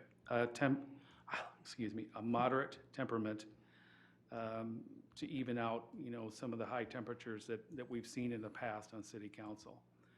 And, I've heard a couple people here on this last question kind of degrade what the city council has in their integrity and honesty. And I got to tell you, it really chaps me a little bit, because one of the most important things to me as a city council member is the oath that I took when I took office in 2016, which means that I need to obey the laws of the state of Minnesota, the federal laws, and also the city of East Bethel. And I know that sometimes it seems like when people come to us that we may not be fair, but just because one person may want a shed and the next person may want a shed, we try to treat them as fairly as possible. However, the ordinance for one property may not fit with what that particular building is. And then on another building, someone may have a large parcel, in which case they can go ahead and build their shed. So I really take exception to the fact that we haven't been fair and that we haven't been honest. And so I think that really honestly, the city council that I've spent time on has really gotten a very good reputation, especially with businesses coming to us in order to solve their problems. Thank you, Randy. Joseph, what do you bring that's unique? Well, I'm here for the long haul as well. Like Mark, I have a small family. We own a property off of Staples Street, right over by Viking. And I would like to see this city develop so that when my kids grow up, that they can take it over and be proud of where they live. There's a lot of things in this town to be proud of, and while it's just kind of happening, I think the city can be more involved in the cultural development of our town, finding ways to bring people together. Parks are a huge issue. A lot of people haven't went to the parks lately because they're not relevant. They're old, they got bad playgrounds, they're overgrown. We have an opportunity to bring neighborhoods together with festivals, local park actions, or things that just are relevant to the community. I think those are really important, because if people come together as community and start to develop a similar culture with each other, then we can really start communicating better. so that there is no contention. We all understand each other. I think that the current city council has had it rough, and, I think they've tried really hard. And so I think they've done a phenomenal job for, it is pretty thankless, this is not a high-paid job. It takes a lot of time, and so I think I think they have been fair and they've tried their hardest. And so, but I do think that the breakdown is the communication. If we can start seeing each other as people and finding ways to see each other as people, I think that's where we need to go. And so whether it's a lake festival or putting apple trees in some of the parks and having apple festivals, I think those are ways that we can draw each other together, and then we can start seeing eye to eye, and then we can understand each other. And so I think that's what I can bring to the table. Thank you, Joseph. Brian, what unique quality do you bring? Well, I think I bring unique qualities. First is my passion for the city. As I say before, James Cooper was my relative, and I've had lots of other relatives here, and many of them have served the city. There's a photograph of one of my great-grandfathers out in the lobby.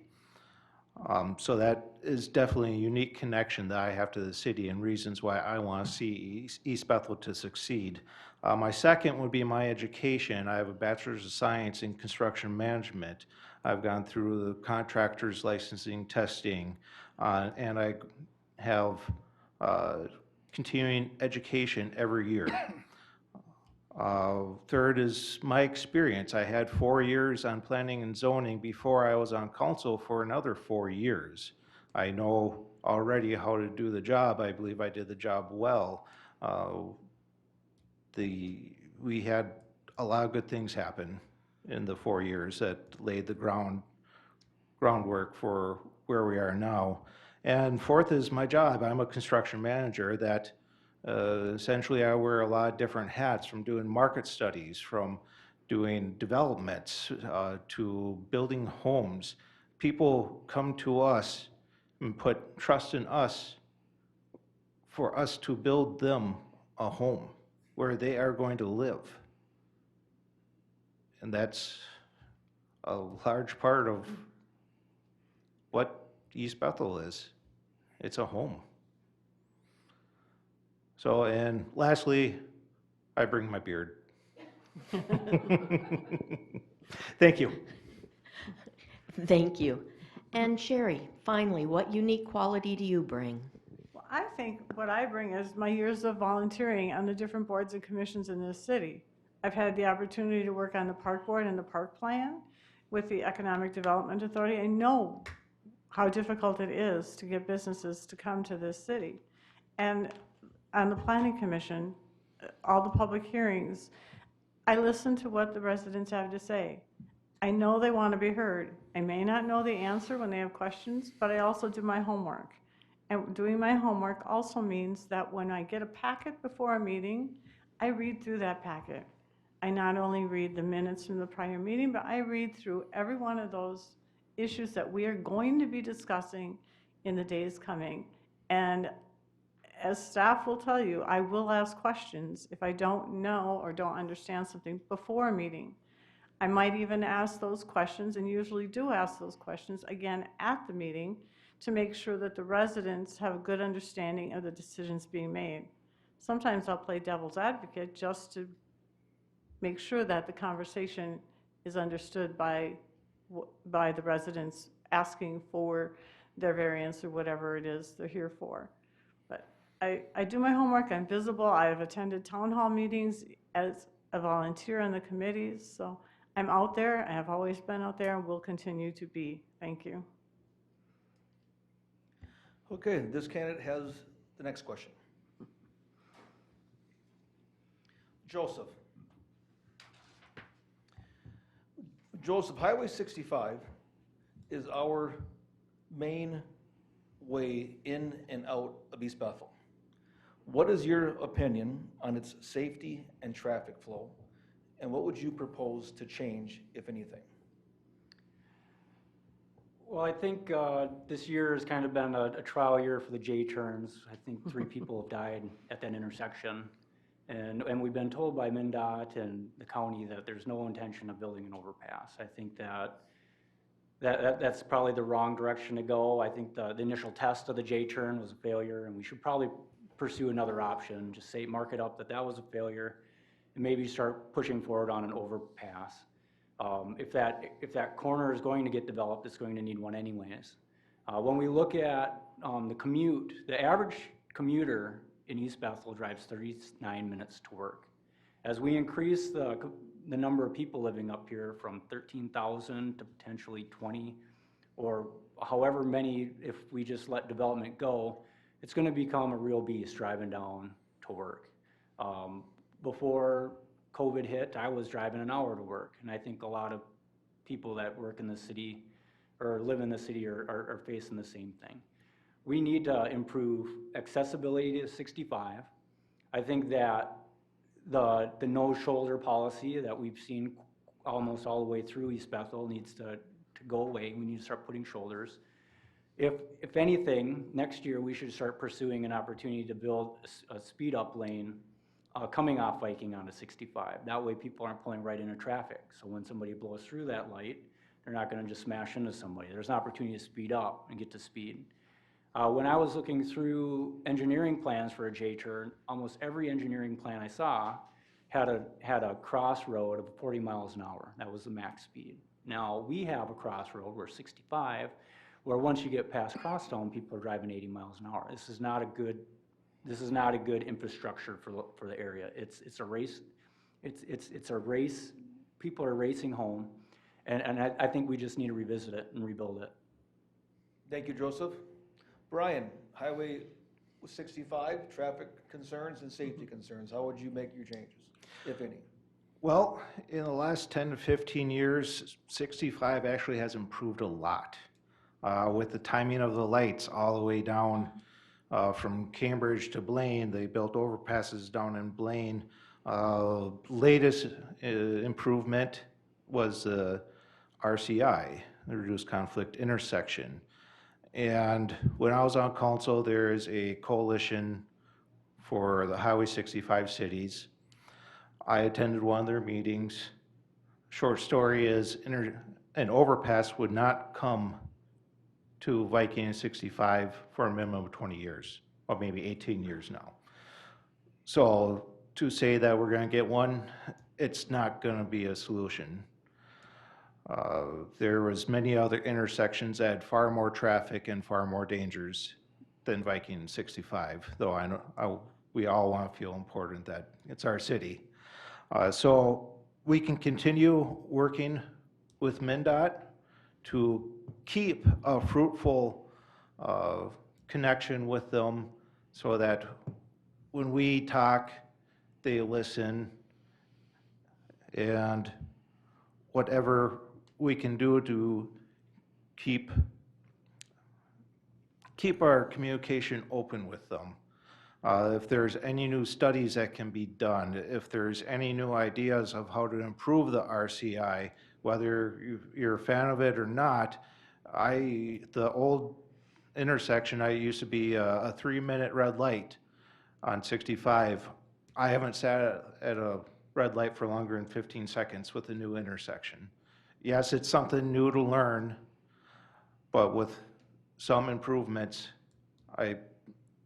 it's not a bad alternative to an overpass. Thank you. Thank you, Brian. Sherry? Well, as we all know, East Bethel can only do so much when it comes to Highway 65 because it is MnDOT controlled.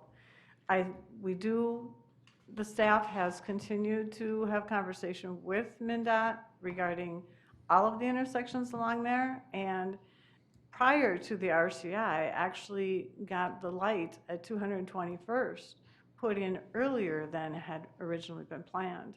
That was another nice big step for East Bethel.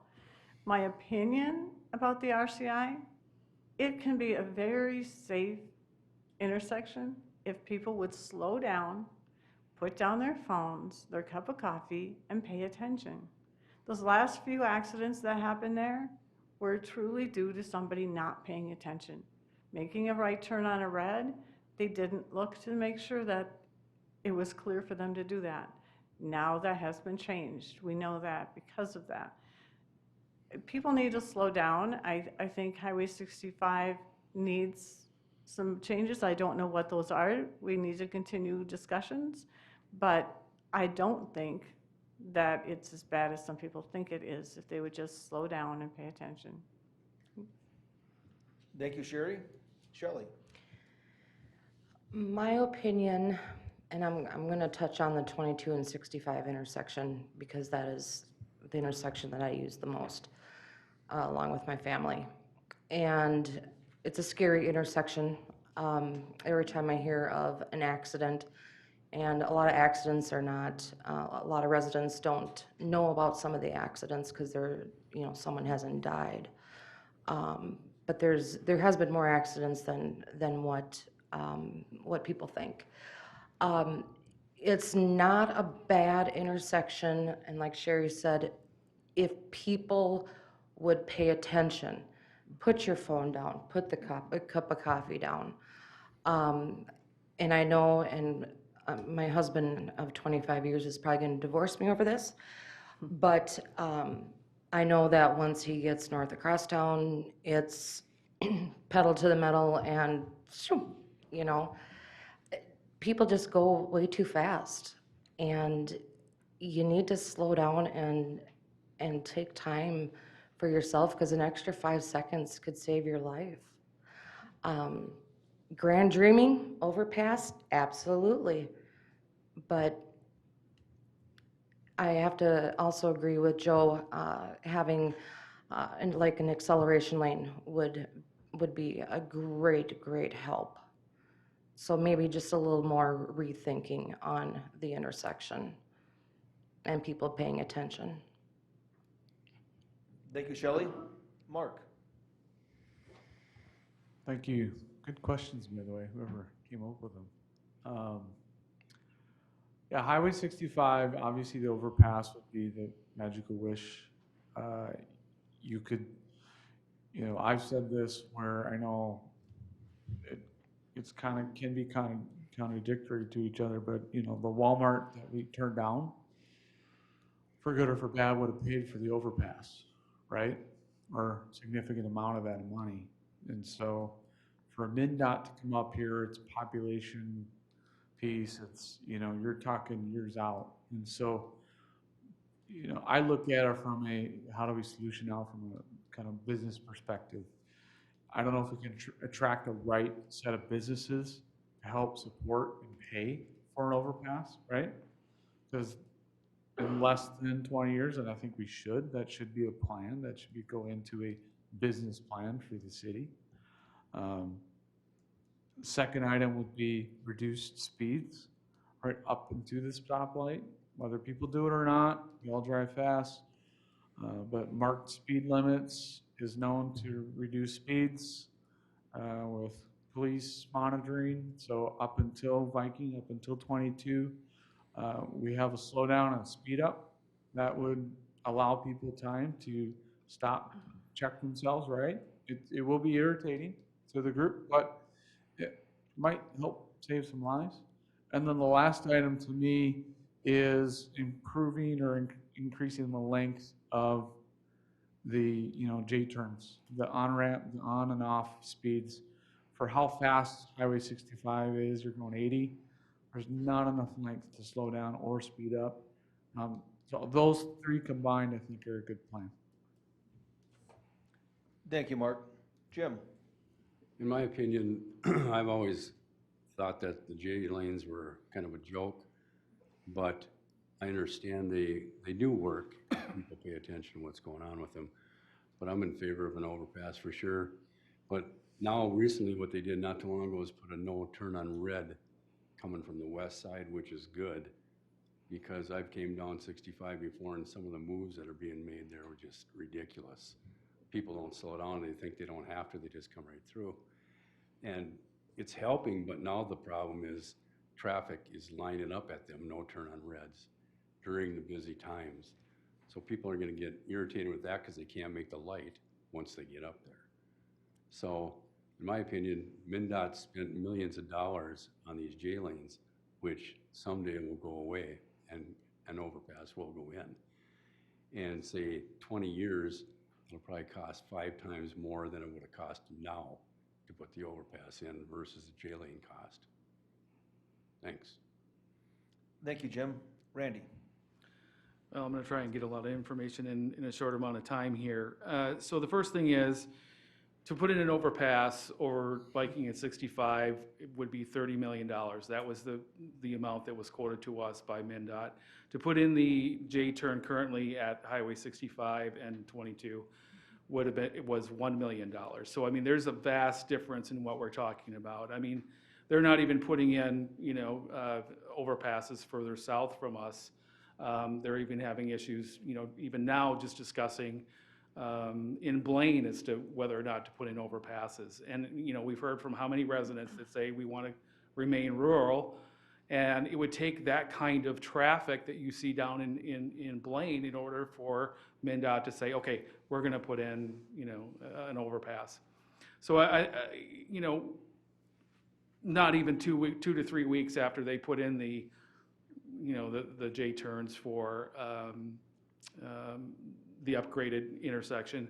I mean, the city was already contacting MnDOT, and we already had many ideas in order to update what they currently have for safety. I mean, the first thing that we talked about was that the county road of 22 is on a much lower grade than Highway 65. And so we said, look, we need to raise those so that when people are coming to the intersection, they can see down the highway and see these people that are coming. The other thing that we've talked about is, they've got the electrical boxes that are in the way. So you can't see down the highway and see people that are coming. So those are all, different things, and we're continuing to talk to them about those things and make those upgrades where we can, and trying to convince MnDOT. I think the other thing that we've continued to try to do is to provide, frontage roads and get traffic off of 65 and away from some of these intersections so that, there is less traffic and people have another way through the city in order to get around. So, thanks. Thank you, Randy. Last question of the night is from Mark up first, and will be asked by Wanda. I get the privilege of the last question. Perfect. The East Bethel Chamber of Commerce tries to be very proactive within our city. How do you see your position as a city council member supporting our endeavors with our new and existing businesses?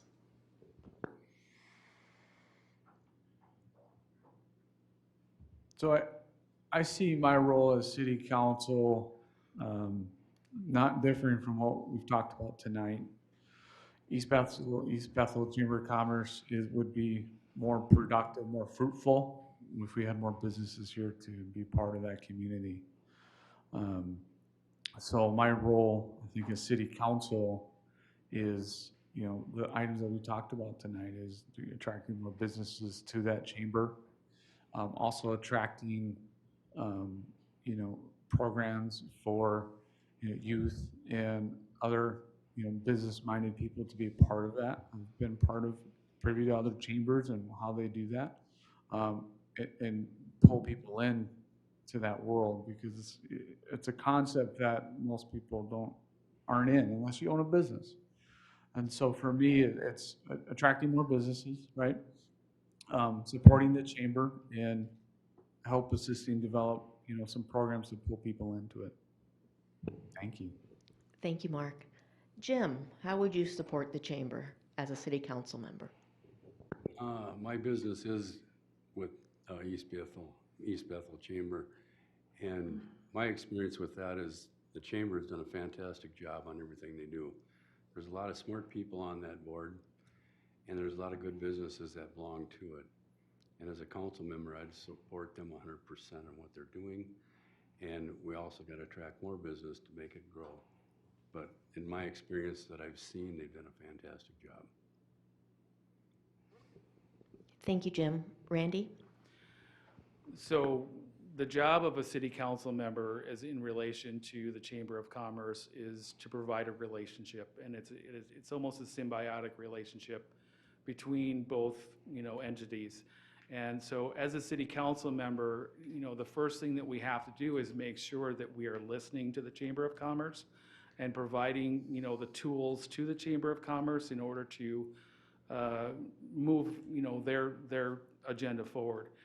And by doing that, the chamber then also would, provide the city with opportunities from, linking us to businesses that may want to move to East Bethel. And if we're providing the atmosphere that,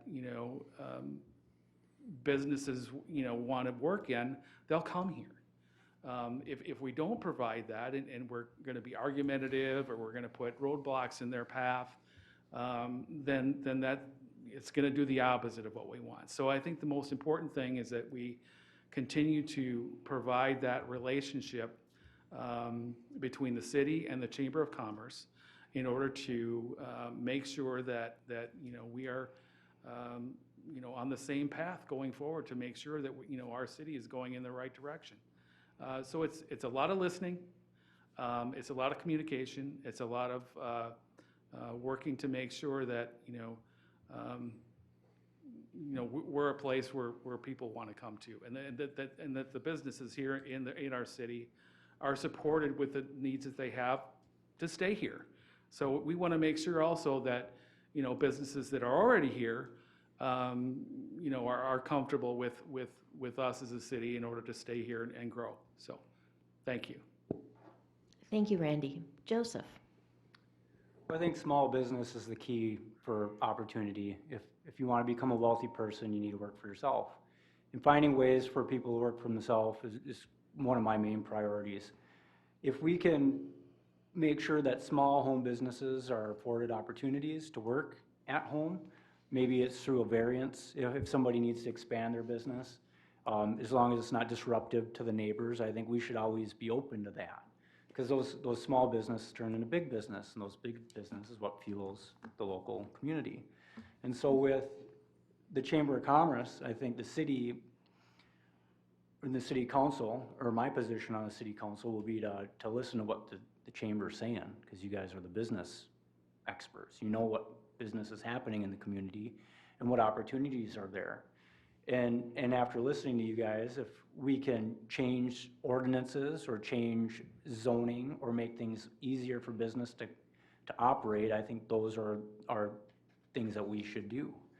Some of the small businesses owners that I've talked to said that there have been barriers in the past to expanding their small business because their location didn't really fit what the local zoning was, even though their business is out in the middle of nowhere or along 65. Or, Viking Boulevard. I would want to make sure that there are reduction in barriers for a small business to come in and thrive. Thank you, Joseph. Brian? Can you repeat the question once more? Sure. The East Bethel Chamber of Commerce, I can talk, tries to be very proactive within the city. How do you see your position as a city council member helping to support our endeavors with our existing and new businesses? Well, Randy touched on it. It's relations. I like the existing businesses that we have. A lot of them, the business owners live in the city. The employees live in the city. The business owners started it from a home occupation and invested their money into the city, into their business. And I want them to succeed however the city can help them, other than taking out a large loan and giving them a large sack of money.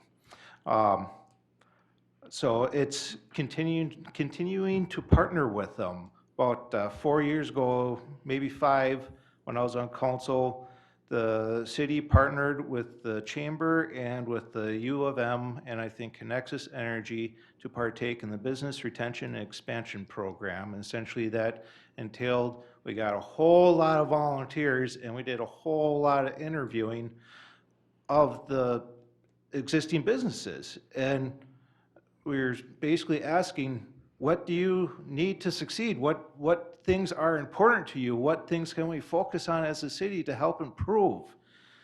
And we need to continue that communication, continue in asking the question, what do you need to succeed? The city council doesn't always have all the answers. We may have some nifty ones, but the businesses know what they need. So rather than the city council coming in and saying, suggesting this, suggesting that. It's just talking hot air. It's what do you need? What can we do to help? Thank you. Thank you, Brian. Sherry? As a council member, I would attend the chamber meetings, number one. I'm a meeting person. So attending the meetings, getting to know the current business owners, sitting down with them and listening to what their issues are. What do they see as roadblocks to expanding their business in East Bethel or bringing in new businesses? I think that would really be key, is sitting down and listening to what's going on already with chamber members and the businesses in East Bethel, and finding ways to bring those conversations out to potential businesses that we could bring into East Bethel. Thank you. Thank you, Sherry. And finally, Shelley? Thank you. I have to agree a little bit with everyone tonight, but I have two words: communication and relationship.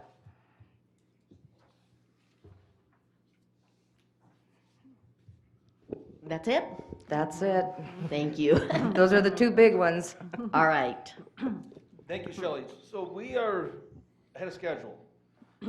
We do have one more question we're going to ask, just because we're about 45 minutes ahead of schedule. So I'm going to draw a name, and that person will go first, and we'll go through the same process here for your final question. You have a closing statement too? What's that? You have a closing statement too, Brett? Do the mayors have to answer and ask the question? Okay, Randy, be going first. Very good. East Bethel's sewer and water is available to a limited area. What plans, if any, would you have to bring this to a larger area to help lower our debt with the Met Council? Well, in order to move the city's sewer and water out, I mean, it has to be to property that is available for development. And so, we are certainly always looking at, where the next connection could be in order to develop property. But, it also has to be financially viable. I mean, just because we're not just going to go ahead and develop the city sewer and water out to, other parts of East Bethel because, we want to extend it out into a different area. It's got to make financial sense. And so, really the focus has to be within the current city sewer and water district, which is basically south of County Road 22, north of 181st, half mile, to the west, which is Jackson Street, and then half mile to the east, which is, over into the golf course area and down to Ham Lake. So, I mean, those are the areas that we're looking to make sure that we have access for the city sewer and water. And then, obviously, we are continuing to talk with, the owners of those properties and making sure that, we are providing the services that they would like to have for those areas. And I know that some of those are long-term residents who are looking at those properties and wanting to do what's the best for East Bethel, not just looking just for the quick buck or, a corporation looking to make a lot of money. I mean, these are people who are interested in moving East Bethel forward and doing the right thing for East Bethel. So that's, where I would make my focus is in that area of the sewer and water district. Thank you, Randy. Joseph? I don't think the plan should be to try to expand it out. I think the plan should be trying to develop the area that was intended for development.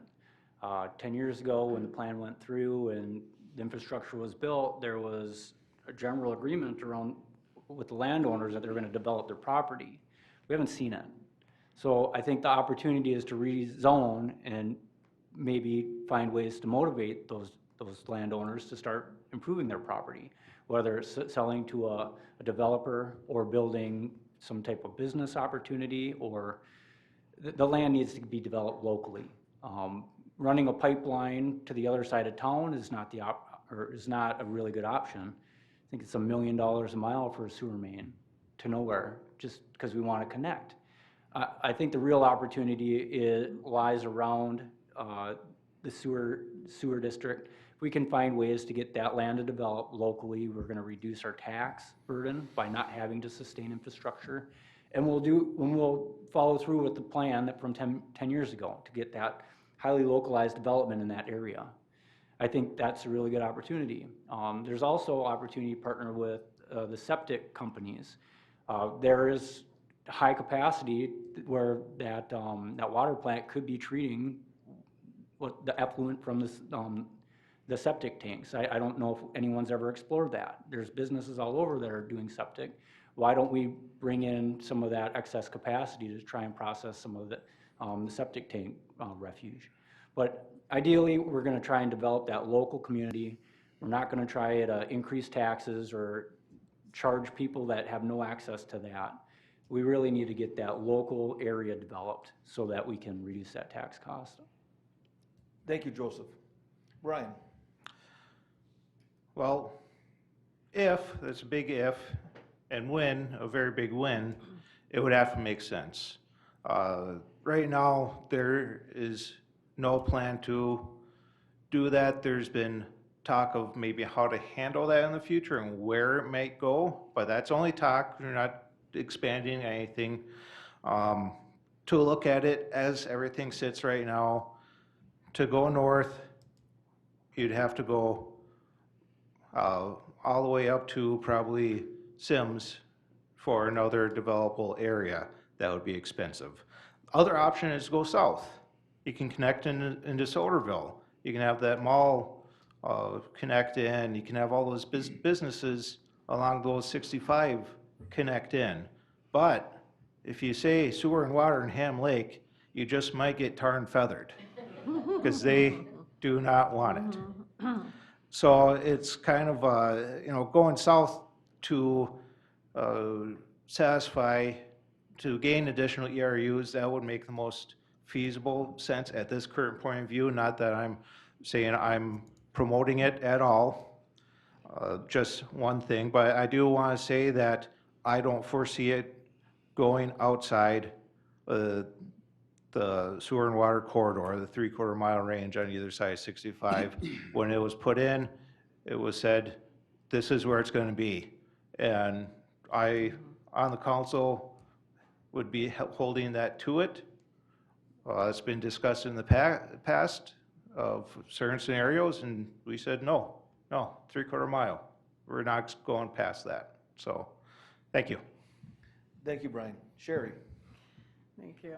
To be fiscally responsible, the city of East Bethel needs to first, the sewer and water right now is a 3-mile corridor along Highway 65. That is providing sewer and water for commercial and higher density housing. The city did a lot of work, both the Planning Commission and the council with the Met Council on our comprehensive plan to plan for this area, to bring in the businesses and then have higher density housing as a buffer to the area that the residents want to keep rural in East Bethel. It's a real hard challenge to balance this wanting commercial and wanting to keep things rural. And I think to remain fiscally responsible, we need to hold true to what we have in our comp plan right now. Thank you. Thank you. And Shelley? Oh, boy.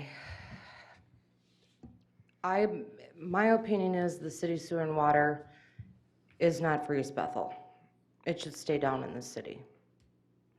Rural areas should have, we should have our land, our yards.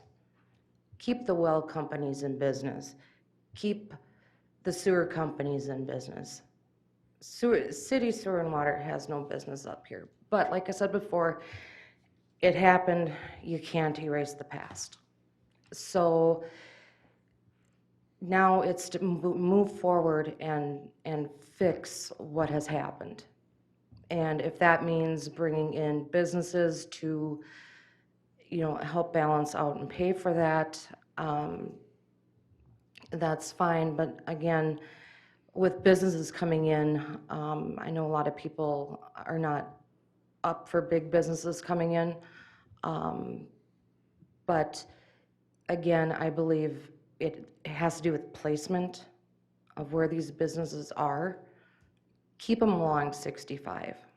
Don't put them out in communities where people have acreage and wildlife. That's not where the businesses belong. And that's not where city and sewer belongs either. Thank you, Shelley. Mark? Thank you. I think where I live, you say city, sewer, and water, you get tar and feathered too. So it is what it is. It's here. It's now. I think the right plan is to develop it where it's at. You don't need to expand it out. The real question is how do we manage the debt from it, not the actual city sewer water problem. I think that's the question that we need to answer versus the city sewer issue and how do we develop it out. So if we look at it from attacking the debt standpoint and the levies that it's put on the community, maybe that's the question we should answer versus do we expand it out, do we not do anything with it? That's my personal way that we should attack it versus anything else. And if we had to do anything with it, then it is develop the current plan it was made for, keep it where it's at, keep it for business, but keep it there. I mean, the minute it's fiscally irresponsible to push it out anywhere beyond that area, and the population in East Bethel is not enough to pay for it. So hopefully that's helpful. Thank you. Thank you, Mark. Yeah. Jim? Brad, what was the question again? East Bethel, sewer and water is available to a limited area. What plans, if any, would you have to bring this to a larger part of the city to help lower the debt to Met Council? Thanks for that question. In my opinion, the city sewer and water is a total disaster. It should have never happened. It's the size of East Bethel can't support that. I mean, I understand we're millions and millions in debt to try and pay for that. And I understand too, it costs a fortune for the small businesses to even hook up to it. So, I mean, to me, it's just destroying our city. But now what can we do with it? I don't know. If I'm on the council, though, I do want to research that because I understand, if I understand it right, Met Council pushed us into it. I don't know how that happens. I mean, the council usually votes on everything. So in my opinion, they could have said no, but for some reason they said yes. And like I said, it's way too much debt. I mean, our families will never have it paid for. Our kids will never have it paid for. Our grandkids, our great-grandkids. There's too much debt for the size of East Bethel. And that's why our taxes are up high too. So I'm definitely against it. Just leave it where it's at and we're gonna try to figure the thing out. Thank you, Jim. So now every candidate will have 2 minutes in closing. I pulled Brian's name out of the pile as he went first tonight in his opening statement, and I will now draw remaining 6 for your closing 2 minutes. Well, Shelley, with 2 minutes in closing, please. I've been married for 25 years. We have a 21-year-old daughter, very successful. She's a manager for FedEx office. I'm very proud of her. The house that I live in is the Eckval homestead. My particular house was built in 1945. I'm very proud of where I live. I'm very proud of our residents. I'm very proud of East Bethel, with a few exceptions of few hiccups here and there that can be fixed. But I just want people to know that I'm a real person. I have real feelings. I listen. I pay attention. I react. And if anyone has questions for me, I'll be there to answer them. And I will answer them the best of my ability. If I don't know the answer, which tonight, there's a lot of things I don't know. I have a lot of homework ahead of me. This is something new for me and something I'm very proud of. I'm very proud and very excited to be up here tonight. And I thank everyone here for the opportunity. And I just want everyone to know that I am who I am, and I'm going to try my best to be a good council person and listen and do what's right. Thank you, Shelley. Mark, 2 minutes. Thank you for putting this on tonight and for people watching. So for me, as city council, I think that role is to help facilitate and manage services and, of the city. Tonight, what I hear, and what I've heard, what's brought me to the table are pieces of a plan, pieces of solutions with, was it 65? Is it a grocery store? Is it, the water tower? I've heard pieces of that. And, and yes, you're only one of a council, so there needs to be agreement, needs to be made. I think what I bring to the table is trying to bring the scope back 100 miles up and look at East Bethel from 20 years from now. And think about what our business plan is today and over the next 20 years. And other city council members will come and go, but it's a plan that they can develop on and move from, right? We're right now, so to me, bringing my experience in business and pulling that together for East Bethel, for the city council, for the community. So we have a plan to work off of and a vision. And not to say, and I think East Bethel, the council and the chamber has done a great job. I don't think we're in a bad place, but we have some, I think, things to work on. And I think that's loud and prevalent when we've seen so many people deciding to run today. So that's why I'm here. That's what I want to bring to the table for East Bethel and the community. Thank you. Thank you, Mark. Jim? I want to thank the East Bethel Chamber for putting this on tonight and volunteering your time. I appreciate that. Like I said from the beginning, I've been involved with the city a lot more since 2016. I think you can count on one hand how many meetings I missed until this COVID stuff hit. Now you got to sit there and try and watch it on TV, and that sucks, but whatever. Anyways, if I'm elected, like I said before, I want the tax to be affordable to the people of East Bethel. So that means we need to control spending and don't waste any money. I don't waste money in my business. I don't like to see the city do that either. I mean, it's just stuff that we got to look into, and I understand that there's some debt out there that the city needs to collect on businesses that haven't paid. I will definitely help change that.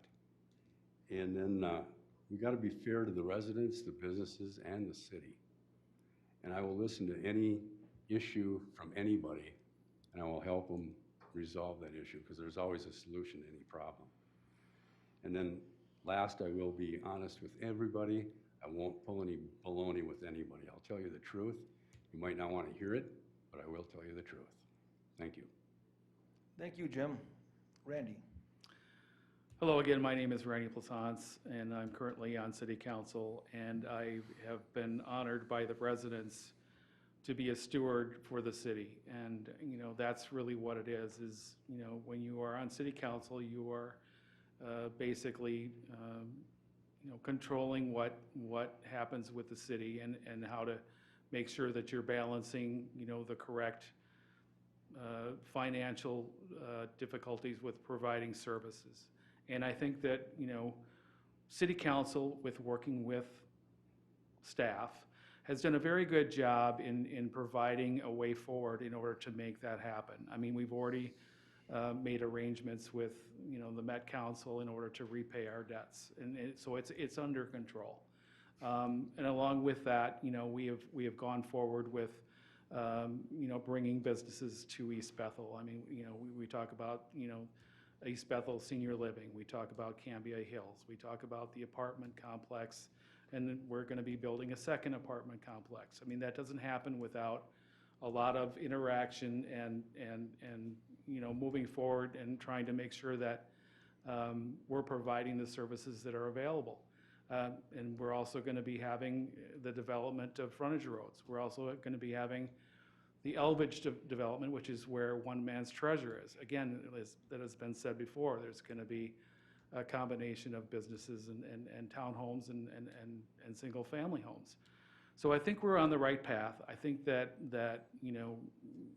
we are definitely have the right attitude at the city in order to make that happen. And again, I would like to ask for the residents to, again, honor me with the stewardship of the city. So I thank you for your time, and thank you for the Chamber of Council for putting this on this evening. And so have a good evening. Thank you, Randy. Joseph? Well, thank you, Brad and Wanda, and Chamber of Commerce for putting this on, and thanks to the folks at home for sticking with us. It's getting late. My campaign slogan is Keep East Bethel Rural. What that means to me is not neglected. That doesn't mean give up, go live in the woods. What it means to me is, rural to me is local. Like, we need to make sure that local folks are put first. This Chamber of Commerce, we've talked a lot about business development, and I'm for local business development. We need to push forward on that. There's so many people that are working from home or have home-based business that we need support so that they can advance and acquire more wealth and get better, just live better lifestyles. But what I would like to really see is, I would like to see a better focus on families. My community, my cul-de-sac, there's gotta be 30 kids in 14 houses. And so, although the birth rate in America is going down, you sure can't tell in my neighborhood. And I'm guessing that there's a lot of communities and a lot of neighborhoods in East Bethel that are the same, and I want to see them connected. My boy, 13 years old, has to drive along Xylite with no shoulder to get to his friend's house. Otherwise, he goes crazy just sitting at home. And so, what are the options? Little boys like to run, but they shouldn't be running on busy highways, and they shouldn't be running nowhere. If we make sure that our parks are sustainable and relevant to the local communities, I think that's a good option for our kids. I also think that we need to build trails. Just 2 weeks ago, I saw a group of ladies walking their small dogs down the county ditch. They were walking in grass that was waist high with little puppies. It's no place for us in the community. We're growing as a community, and we need to become more relevant. And I think that as homeowners are starting to trend towards more small families, we need to keep them in mind and put them first. Thank you. Thank you, Joseph. Brian? Thank you, Brad, Wanda, Paula, our Sergeant at Arms in the back, for putting this on for everybody. When you're interviewing somebody for a job, pretend you have a business, you generally look for somebody that has the experience and education to be able to do that job. I have that. Based upon the 4 years that I was on council, I helped take a sewer system that everybody would say it's gonna fail, nothing's gonna happen about it, and I helped bring in the apartments, I helped bring in senior living, which was a big resident want. I helped bring in the largest economic project in East Bethel's history. In 2018 alone, the investment of new projects in East Bethel was over 46 million. And that wasn't by accident. That wasn't just a circumstance. So those are my results. I can do this job, and I can do it well. And so, want to say thanks to all my supporters and everybody that's taken the time in East Bethel to talk to me. When I've knocked on their door, if you see one of my signs, you know it's going to be in the yard of a supporter. So, if you want somebody that knows what East Bethel needs while keeping East Bethel's rural charm, then I ask for your vote on November 3rd. And please be safe when voting. Thank you and good night. Thank you, Brian. Sherry? Thank you. Again, I would also like to thank the Chamber for this opportunity. What I bring to the table is my experience of working on the boards and commissions in this city and the understanding of how city government works, the importance of working with our surrounding communities, our county officials, our state officials. We all must work together to bring what the residents of East Bethel want and need. I understand that residents want to feel they're being listened to. I believe that open discussion is important, and when this happens, the outcome is easier to understand, even if the final decision is not necessarily the outcome that is wanted. I will continue to do my homework before meetings so that I can make informed decisions. And if elected, I would look forward to the discussions with residents and individuals and groups that represent entities outside of East Bethel who have an impact on the quality of life for our residents. We must all work together to make East Bethel a place where people want to live, work, and play. Thank you. Thank you, Sherry. Candidates, thank you for tonight. Thank you for attending our East Bethel Chamber of Commerce candidate forum. Thank you, my counterparts with the Chamber of Commerce. Jack Davis, thank you for being the host tonight. Jack set this up with the cameras and the TV, and welcomed here to the hall. So thank you to Jack Davis. Viewers at home, hopefully this made your choice all that much easier when it comes to your selection for candidates. This meeting is adjourned. Thank you for your time, and good luck. Thank you. Thank you.